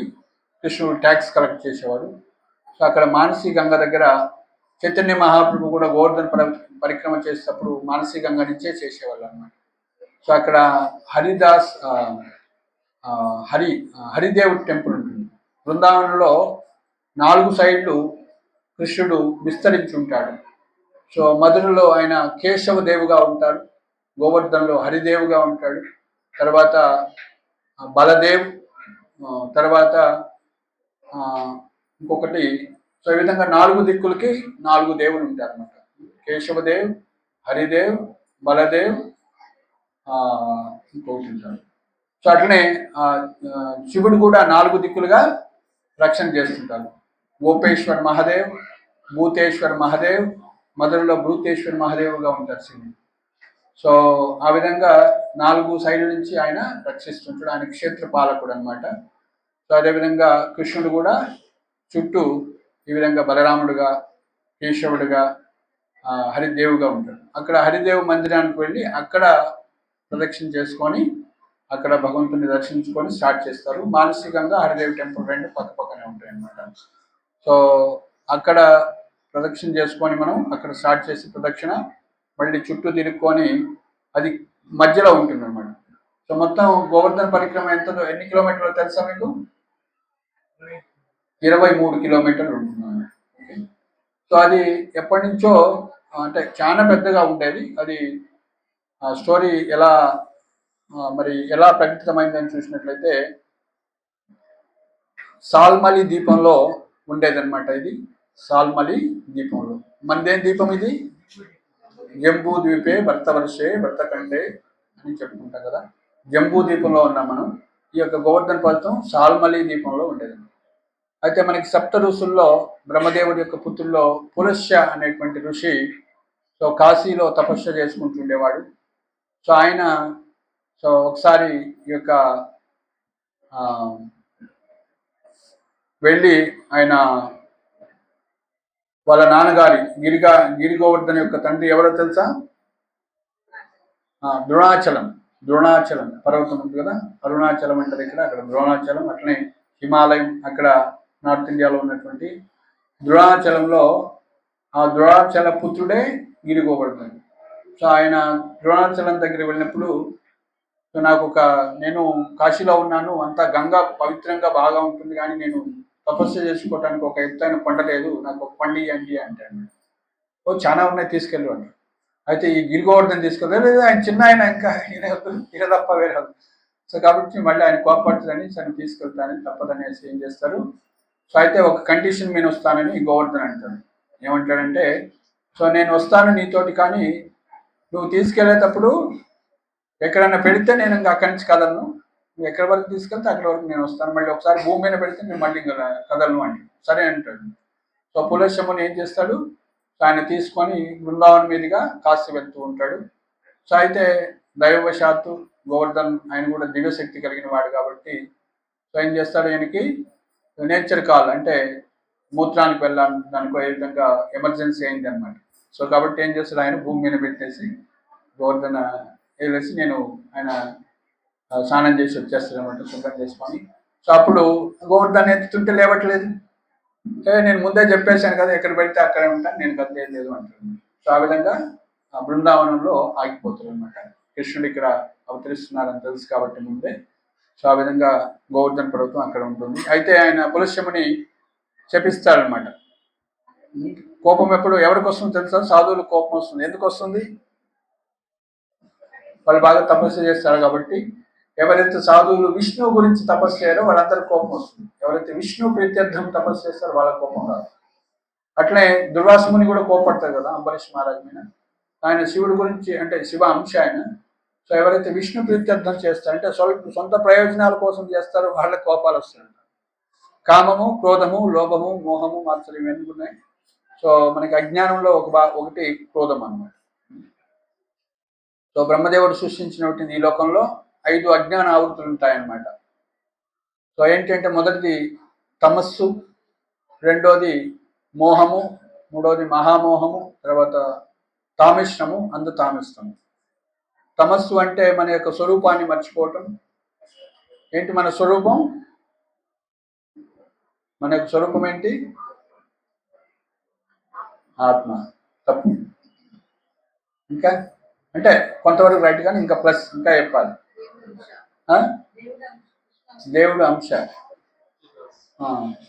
నిత్యదాస్, మనం కృష్ణుడి యొక్క సేవకులు. హనుమంతుడి యొక్క స్వరూపాన్ని అడిగాడు ఎవరు? రావణాసుడు. ఎవరు మీరు అని. ఏమని చెప్పాడు?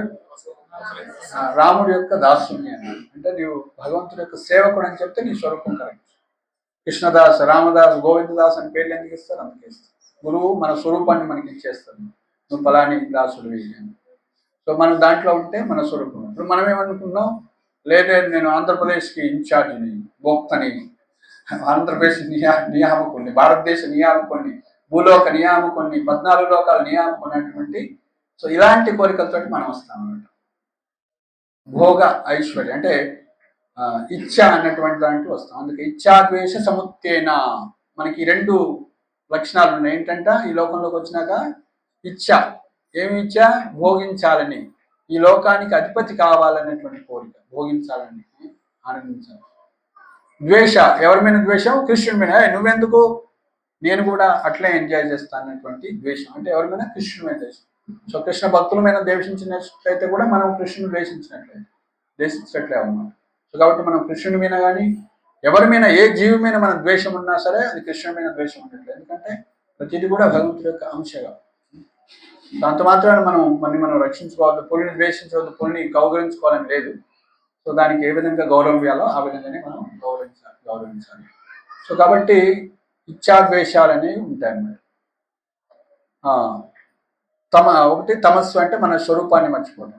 సో మన స్వరూపం, మనం కృష్ణుడి యొక్క దాసుడిని, రామదాసుని, కృష్ణదాసుని అని మర్చిపోయి ఇప్పుడు ఏం చేస్తున్నాం? మనము ఈ శరీరం అని భావిస్తూ ఉన్నాం. సో ఈ శరీరం అని భావించినాం కాబట్టి ఈ శరీరంతో దాన్ని మోహము అంటారు. సో తర్వాత ఈ శరీరం అనుకున్నాం కాబట్టి శరీరము భోగించాలని కోరుకుంటాం అన్నమాట. భోగించాలనేటువంటి, ఆనందించాలంటే కోరిక రావటాన్ని దాన్ని మహామోహము అంటారు. మీరు అన్నీ విన్నారు కదా, మోహము మహామోహం పదాలని మనం వాడుతూ ఉంటాం. అరే మూర్ఖుడా అంటాం. అర్థం ఉంది దాంట్లో, చాలా వేదిక మీనింగ్ చాలా ఉంది. మోహంలో పడుకో అంటాం. కాలేజీ పోతున్న వీడు మోహంలో పడిపోతాడు అంటే మనం శరీరం అని భావించాం కాబట్టి సో శరీరంతో ఆనందిద్దామని ప్రయత్నిస్తాం. మోహము మహామోహం అని. సో కాబట్టి భోగించాలనే కోరికనే మహామోహము అన్నాం. ఓకే. సో తమస్సు, మోహము, మహామోహం. తమస్సు అంటే స్వరూపాన్ని మర్చిపోవటం, మోహం అంటే శరీరంతో ఐడెంటిఫై చేసుకోవటం, మహామోహం అంటే శరీరంతో భోగించాలని కోరిక. తర్వాత తామిశ్రము అంటే ఈ భోగించాలనేటువంటి కోరిక, భోగించడంలో వచ్చేటువంటి అడ్డంకుల వల్ల మనకి క్రోధం అనేది వస్తుంది. తామిశ్రం అంటే కోపం అన్నమాట. సో కాబట్టి ఇక్కడ పురుషమునికి ఏమొచ్చింది? కోపం వచ్చింది అన్నమాట. సో కాబట్టి నేను నిన్ను శపిస్తున్నాను, రోజు రోజుకి నువ్వు ఆవగింజంతా క్షీణించిపోతావు, భూస్థాపితం అవుతావు అని చెప్తాను. సో ఆ విధంగా సరే ఓకే మంచిదే అనుకుంటాడు గిరిరాజు. ఎందుకంటే భగవంతుడి యొక్క భక్తుడికి ఏం కాదనమాట, అవన్నీ కూడా బోన్సే అనమాట. సో ఆ విధంగా తామిశ్రము, తామిశ్రం అంటే ఈ భోగాలు పొందినటువంటి భోగాలు పోతే తానే మరణించాననేటువంటి భావన కలిగటాన్ని తామిశ్రం. సో మనకి శ్రీమద్ భాగవతంలో 3వ స్కందంలో 12వ అధ్యాయంలో 2వ శ్లోకంలో ఉంటుంది అన్నమాట. బ్రహ్మదేవుడు ఈ లోకంలో మొదటి సృష్టి ఇదే అనమాట. అన్నిటికన్నా ముందు 5 అజ్ఞాన ఆవృత్తులు సృష్టించారు. సో దీని ద్వారా మనం రాగానే ఇమీడియట్గా తమస్సులో పడిపోతాం, మన యొక్క స్వరూపాన్ని మర్చిపోతాం. సో కాబట్టి ఇది బాగుంది అనుకుంటున్నాను. ఓకే. సో ఆ విధంగా పులశముని ఆయన చెప్పించి అక్కడి నుంచి వెళ్ళిపోతాడు. ఆ విధంగా గిరి గోవర్ధన్ అక్కడ ఉంటాడు. సో అయితే అక్కడ రాధాకృష్ణుల యొక్క లీలలకి ఆధారమై ఉంటాడు అనమాట. సో ఆ విధంగా గిరిరాజు యొక్క ప్రకటన అవుతుంది, ప్రకటన బృందావనంలో అవుతుంది అనమాట. కోర్స్ మనం ఎక్కువ బ్యాక్గ్రౌండ్ పోతే ఇంకా టైం తక్కువ ఉంది కాబట్టి. సో ఆ విధంగా మానసి గంగ నుంచి మనం ముందుకు వెళ్తుంటే గోవింద్ కుండ్ వస్తుంది అనమాట. ఏమొస్తుంది? గోవింద్ కుండ్. సో అక్కడ మనకి మాధవేంద్రపురి అనే శుద్ధ భక్తులు ఉంటారు అనమాట. అక్కడ ఆయన తపస్సు చేసుకున్నారు. ఆచరణ అంటే చైతన్య లీలలో మాధవేంద్రపురి చైతన్య మహాప్రభు యొక్క గురువు అనమాట. సో చైతన్య మహాప్రభు యొక్క గురువు ఎవరో తెలుసా? ఈశ్వరపూరి. ఈశ్వరపూరి యొక్క గురువు మాధవేంద్రపురి. సో ఆయన అక్కడ భజన చేసుకుంటారు, భజన కుటీర ఆయన ఉంది. సో ఆ యొక్క గోవింద్ కుండులోనే సురభి కుండ్, సురభి. సో అక్కడే కృష్ణుడికి యొక్క అభిషేకం చేస్తారు గోవుతోటి, సురభి గోవుతోటి. సో వచ్చేసి ఇంద్రుడు ఆ యొక్క కృష్ణుడికి అభిషేకం చేసి, ముఖ్యంగా మొత్తం కూడా దేవతలతో సహా వచ్చేసి అభిషేకం చేస్తారు. ఆవు ఏమో సురభి ఆవు తన పాలతోటి అభిషేకం చేస్తుంది. గోపబాలులంతా కూడా తర్వాత చూస్తారు అన్నమాట, ఆశ్చర్యం చెందుతారు కృష్ణుడికి ఇలా పూజలు చేస్తుంది. సో ఆ విధంగా ఇంద్రుడు అక్కడ కృష్ణుడికి గోవింద అన్నటువంటి నామాన్ని ఇస్తారు. కృష్ణుడికి ఎవరిచ్చారు ఈ పేరు? గోవింద అని ఇంద్రుడు ఇచ్చారు స్వయంగా. గో అంటే ఆవులు, ఇంద అంటే ఆనందాన్ని ఇచ్చేవాడు అన్నమాట. గోవులకి ఆనందాన్ని ఇచ్చేవాడు, గోవుల్ని రక్షించేవాడు, కాబట్టి గోవిందుడు. సో కాబట్టి బృందావన వాసులందరినీ కూడా రక్షించేది కృష్ణుడు, కాబట్టి గోవిందుడు అనే పేరు ఇంద్రుడు ఇచ్చాడు. అఫ్ కోర్స్ ఎన్ని కృష్ణుడికి ఉన్నటువంటి పేర్లే, కానీ దీనిలో భాగంగా ఆయన ఇస్తాడు. సో ఆ విధంగా ఇంద్రుడి యొక్క గర్వాన్ని అనుస్తాడు. అదేవిధంగా బృందావన వాసులందరూ కూడా రక్షిస్తాడు, వాళ్ళందరూ కూడా ఆనందాన్ని ఇస్తారు. సో ఆ విధంగా గోవింద కుండ నుంచి ముందుకు పోతే మనకి ఇంకా పూచిరీక లోట అంటే హనుమంతుడు యొక్క తపస్సు చేస్తూ ఉంటారు అన్నమాట. ఓకే. సో అక్కడ కూడా కుండలు ఉంటాయి, అక్కడ నీళ్లు చల్లుకోవచ్చు. అప్సర కుండ అని ఉంటుంది. సో అక్కడి నుంచి మళ్ళీ అంటే ఆఫ్ అయిపోయింది, 1/4 అయిపోయింది ఇప్పుడు పరిక్రమ. దాని నుంచి మళ్ళీ ఇలా వెళ్తే మళ్ళీ మానసి గంగ దగ్గరికే, మానసి గంగ టచ్ కాకుండా ఆ భాగం నుంచి వెళ్తామన్నమాట. మళ్ళీ అక్కడి నుంచి వస్తుంటే మనకి కుసుమ సరోవర్ అని వస్తుంది అన్నమాట. కుసుమ సరోవర్ వస్తుంది. సో ఆ విధంగా ఇంకా ముందుకు వెళ్ళేసి మళ్ళీ అల్టిమేట్గా రాధాకుండ్ దగ్గరికి వస్తాము. రాధాకుండ్ శ్యామకుండ్ అని ఉంటాయి. అవి రెండు కూడా వస్తాయి. అక్కడ రాధాకుండ్ శ్యామకుండ్లో స్నానాలు చేసుకోవచ్చు, దర్శనం చేసుకోవచ్చు, పూజలు చేసుకోవచ్చు. అక్కడి నుంచి మళ్ళీ మానసి గంగ దగ్గరికి వస్తాము. ఈ మానసి గంగ దగ్గర సో ఎన్నో లీలలు జరిగినాయి అన్నమాట. కృష్ణుడు ఒక బోట్ ఫెస్టివల్. యాక్చువల్గా మానసి గంగ అంటే కృష్ణుడు తన మనస్సుతోటి ప్రకటింపజేస్తాడు. సో నందమహారాజు ఒకసారి వింటాడనమాట. సో హరిద్వార్కి వెళ్ళి నేను గంగలో స్నానం చేసి రావాలి, గంగ పుట్టింది హరిద్వార్ దగ్గర కదా, నార్త్ ఇండియాలో అని అనుకుంటాను.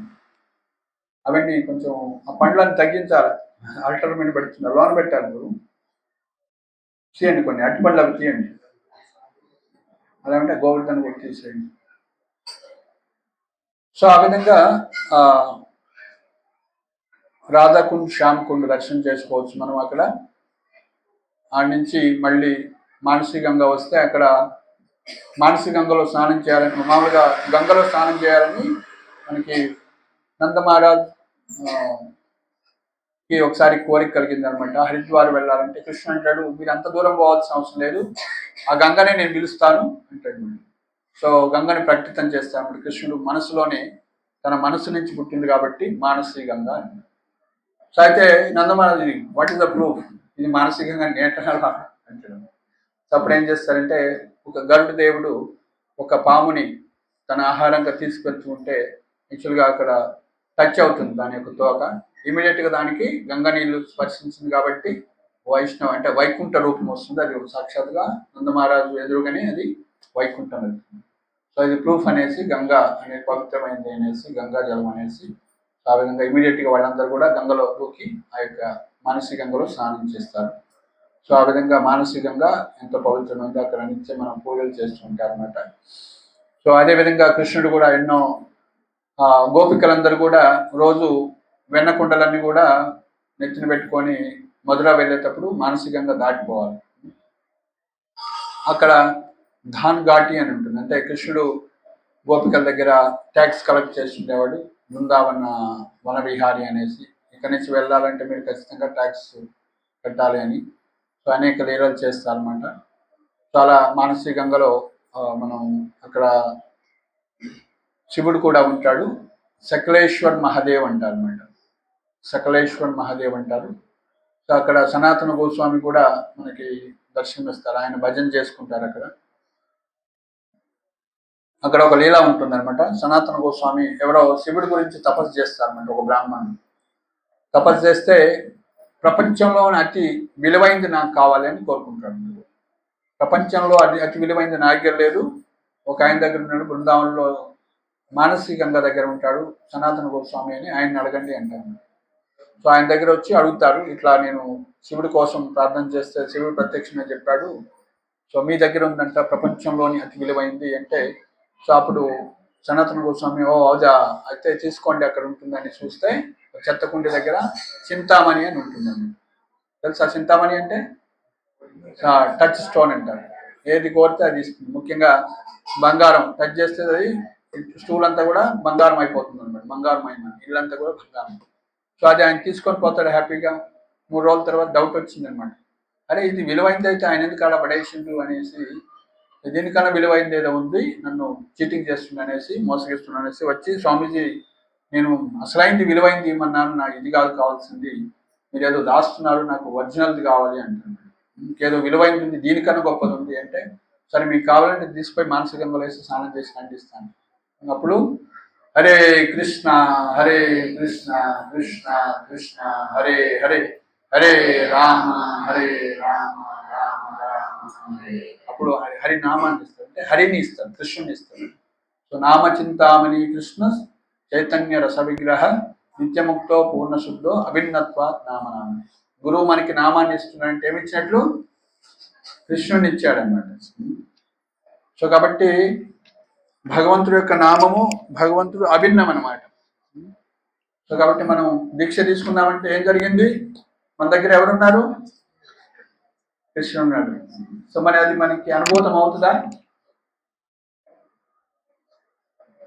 ఎంతమందికి అనుభూతం అవుతుంది దీక్ష తీసుకుంటే మనం కృష్ణుని పొందినట్టు? సో అందరికి అప్పుడే అర్థం కాదు.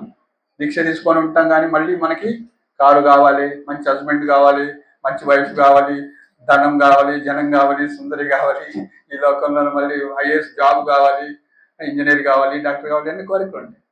శాస్త్రం ప్రకారం 12 సంవత్సరాల వయసు వస్తే మనం దీక్ష తీసుకోవచ్చు.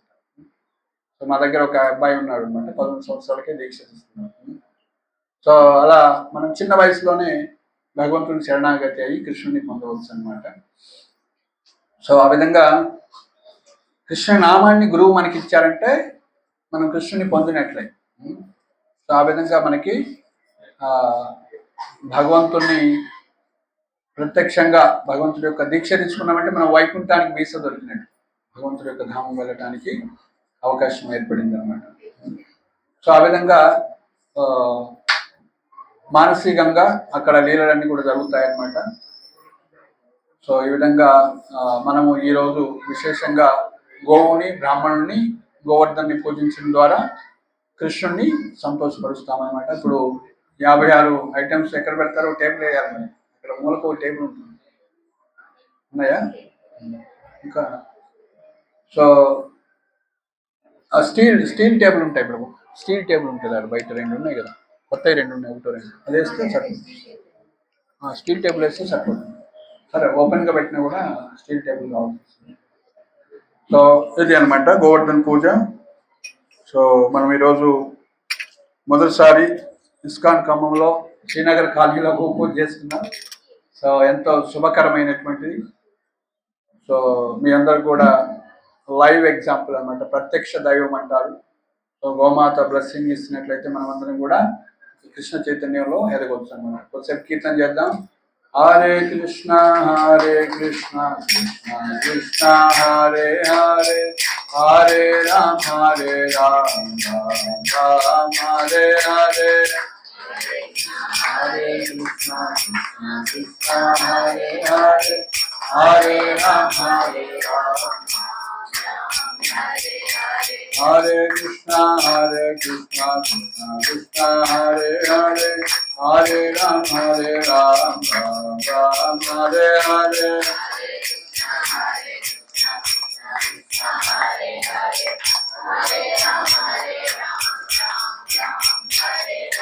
Hari Haraya Namah, Krishnaya Namaya Namah, Hari Haraya Namah, Krishnaya Yadavaya Madhavaya Keshavaya Namah, Yadavaya Madhavaya Gopal Govinda Ram Madhusudana, Gopal Govinda Ram Giriraj Gopinath Madhana Mohana, Giriraj Gopinath. Hare Krishna, Krishna Krishna, Hare Hare, Hare Ram, Ram Ram, Hare Hare.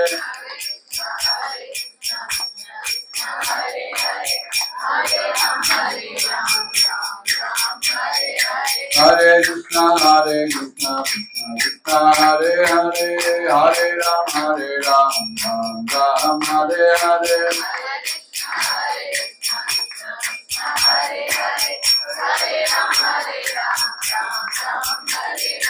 Hare Krishna, Krishna Krishna, Hare Hare, Hare Ram, Ram Ram, Hare Hare.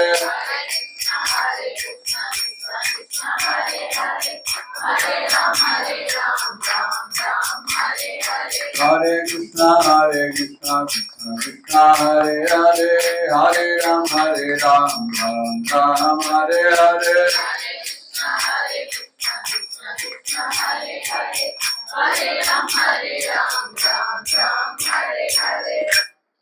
Okay, ఈ విధంగా వాళ్ళందరూ కూడా కృష్ణుడు so అందరికి గోవర్ధన పూజించాలని ఆ నైవేద్యాలన్నీ తీసుకొచ్చి కృష్ణుడికి పెట్టారన్నమాట. అక్కడ గోవర్ధనికి అర్పణ చేస్తారు.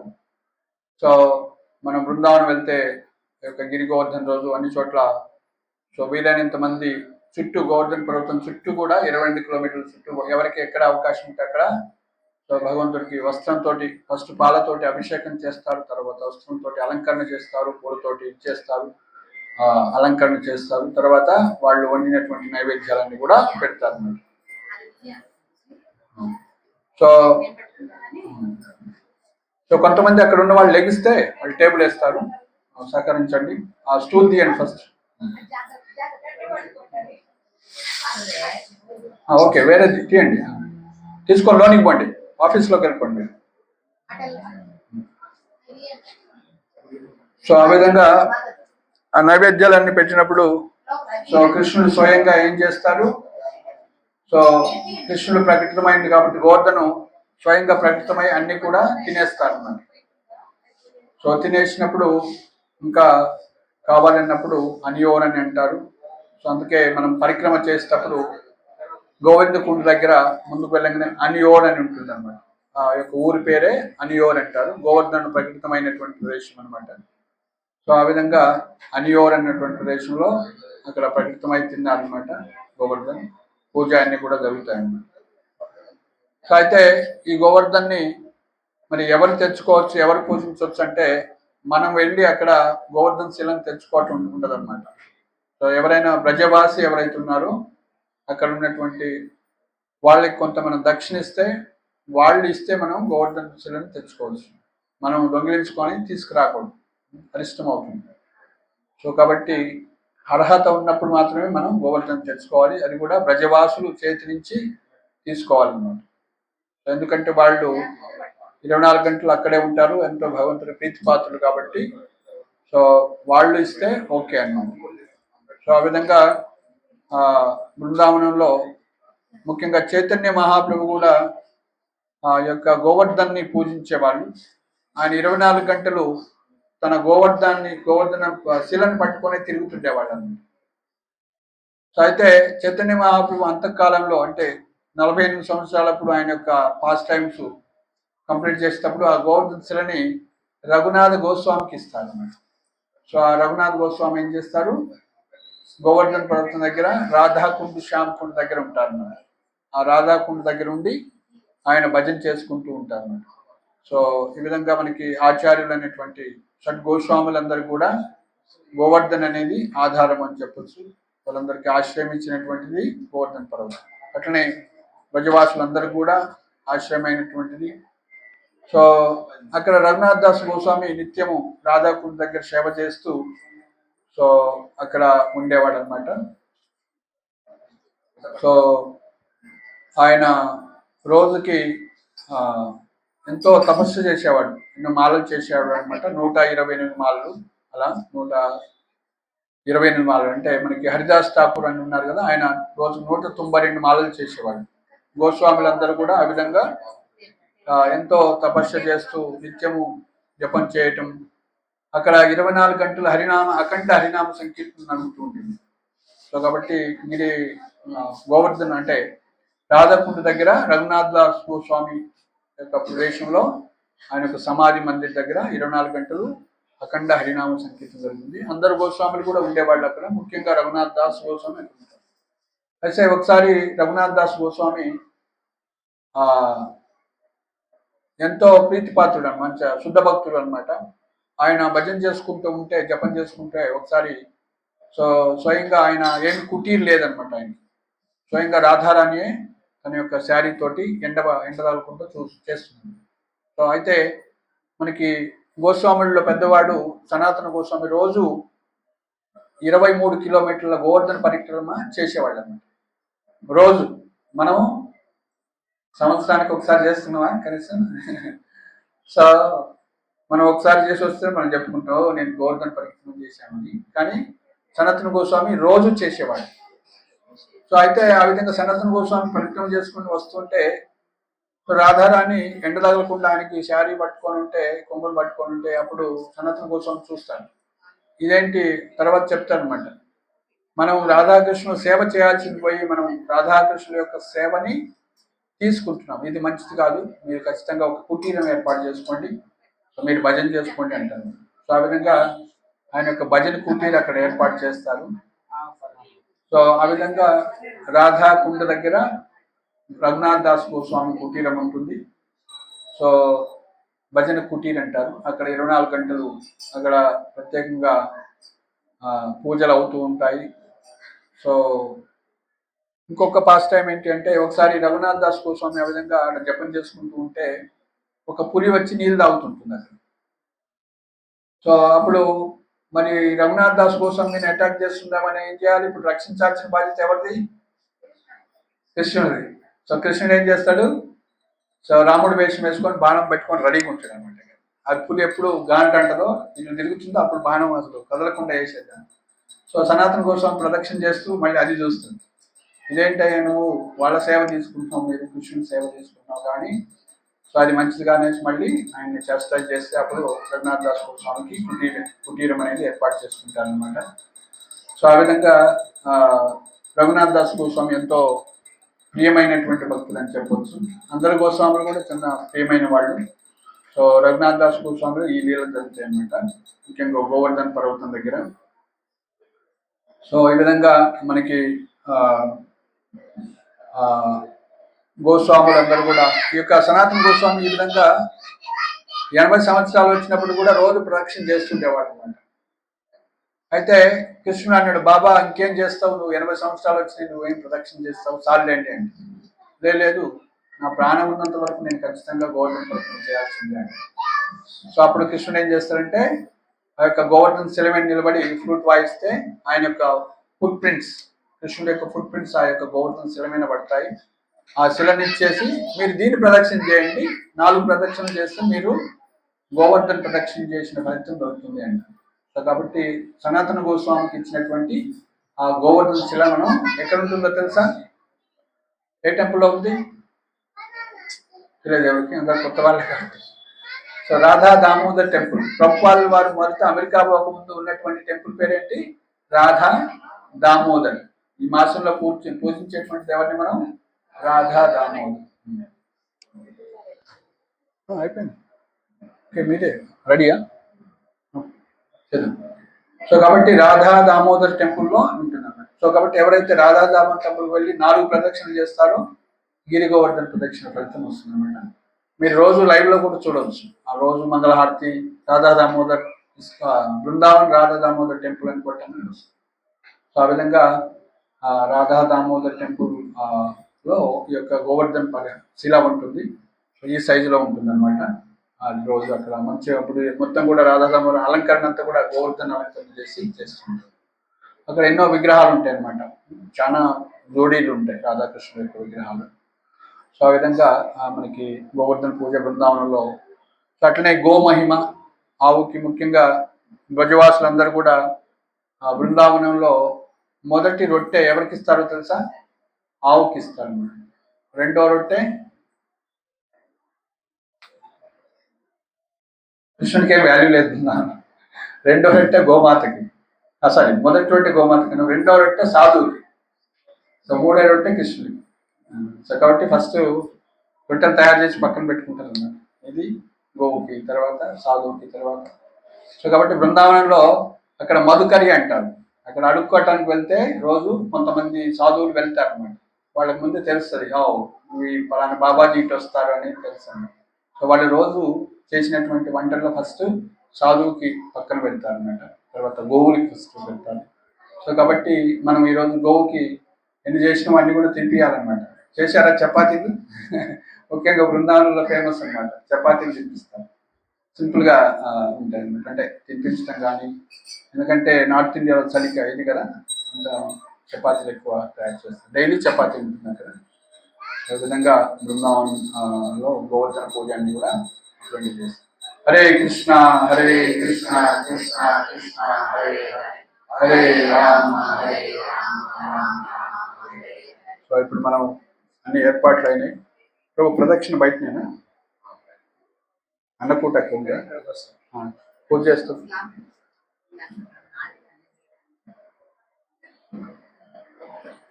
అక్కడ ఉంటే బోర్డు అనుకుంటా చూడండి, క్లాత్ ఓపెన్ చేస్తే. సో ఇప్పుడు మనం 2 నిమిషాలు హారతి చేసుకుంటాము.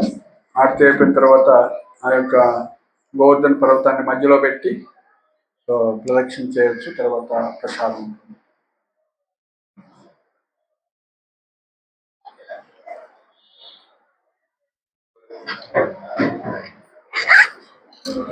గిరి గోవర్ధన్కి జై, శీల ప్రభుపాదకి జై, గౌర ప్రేమానందే.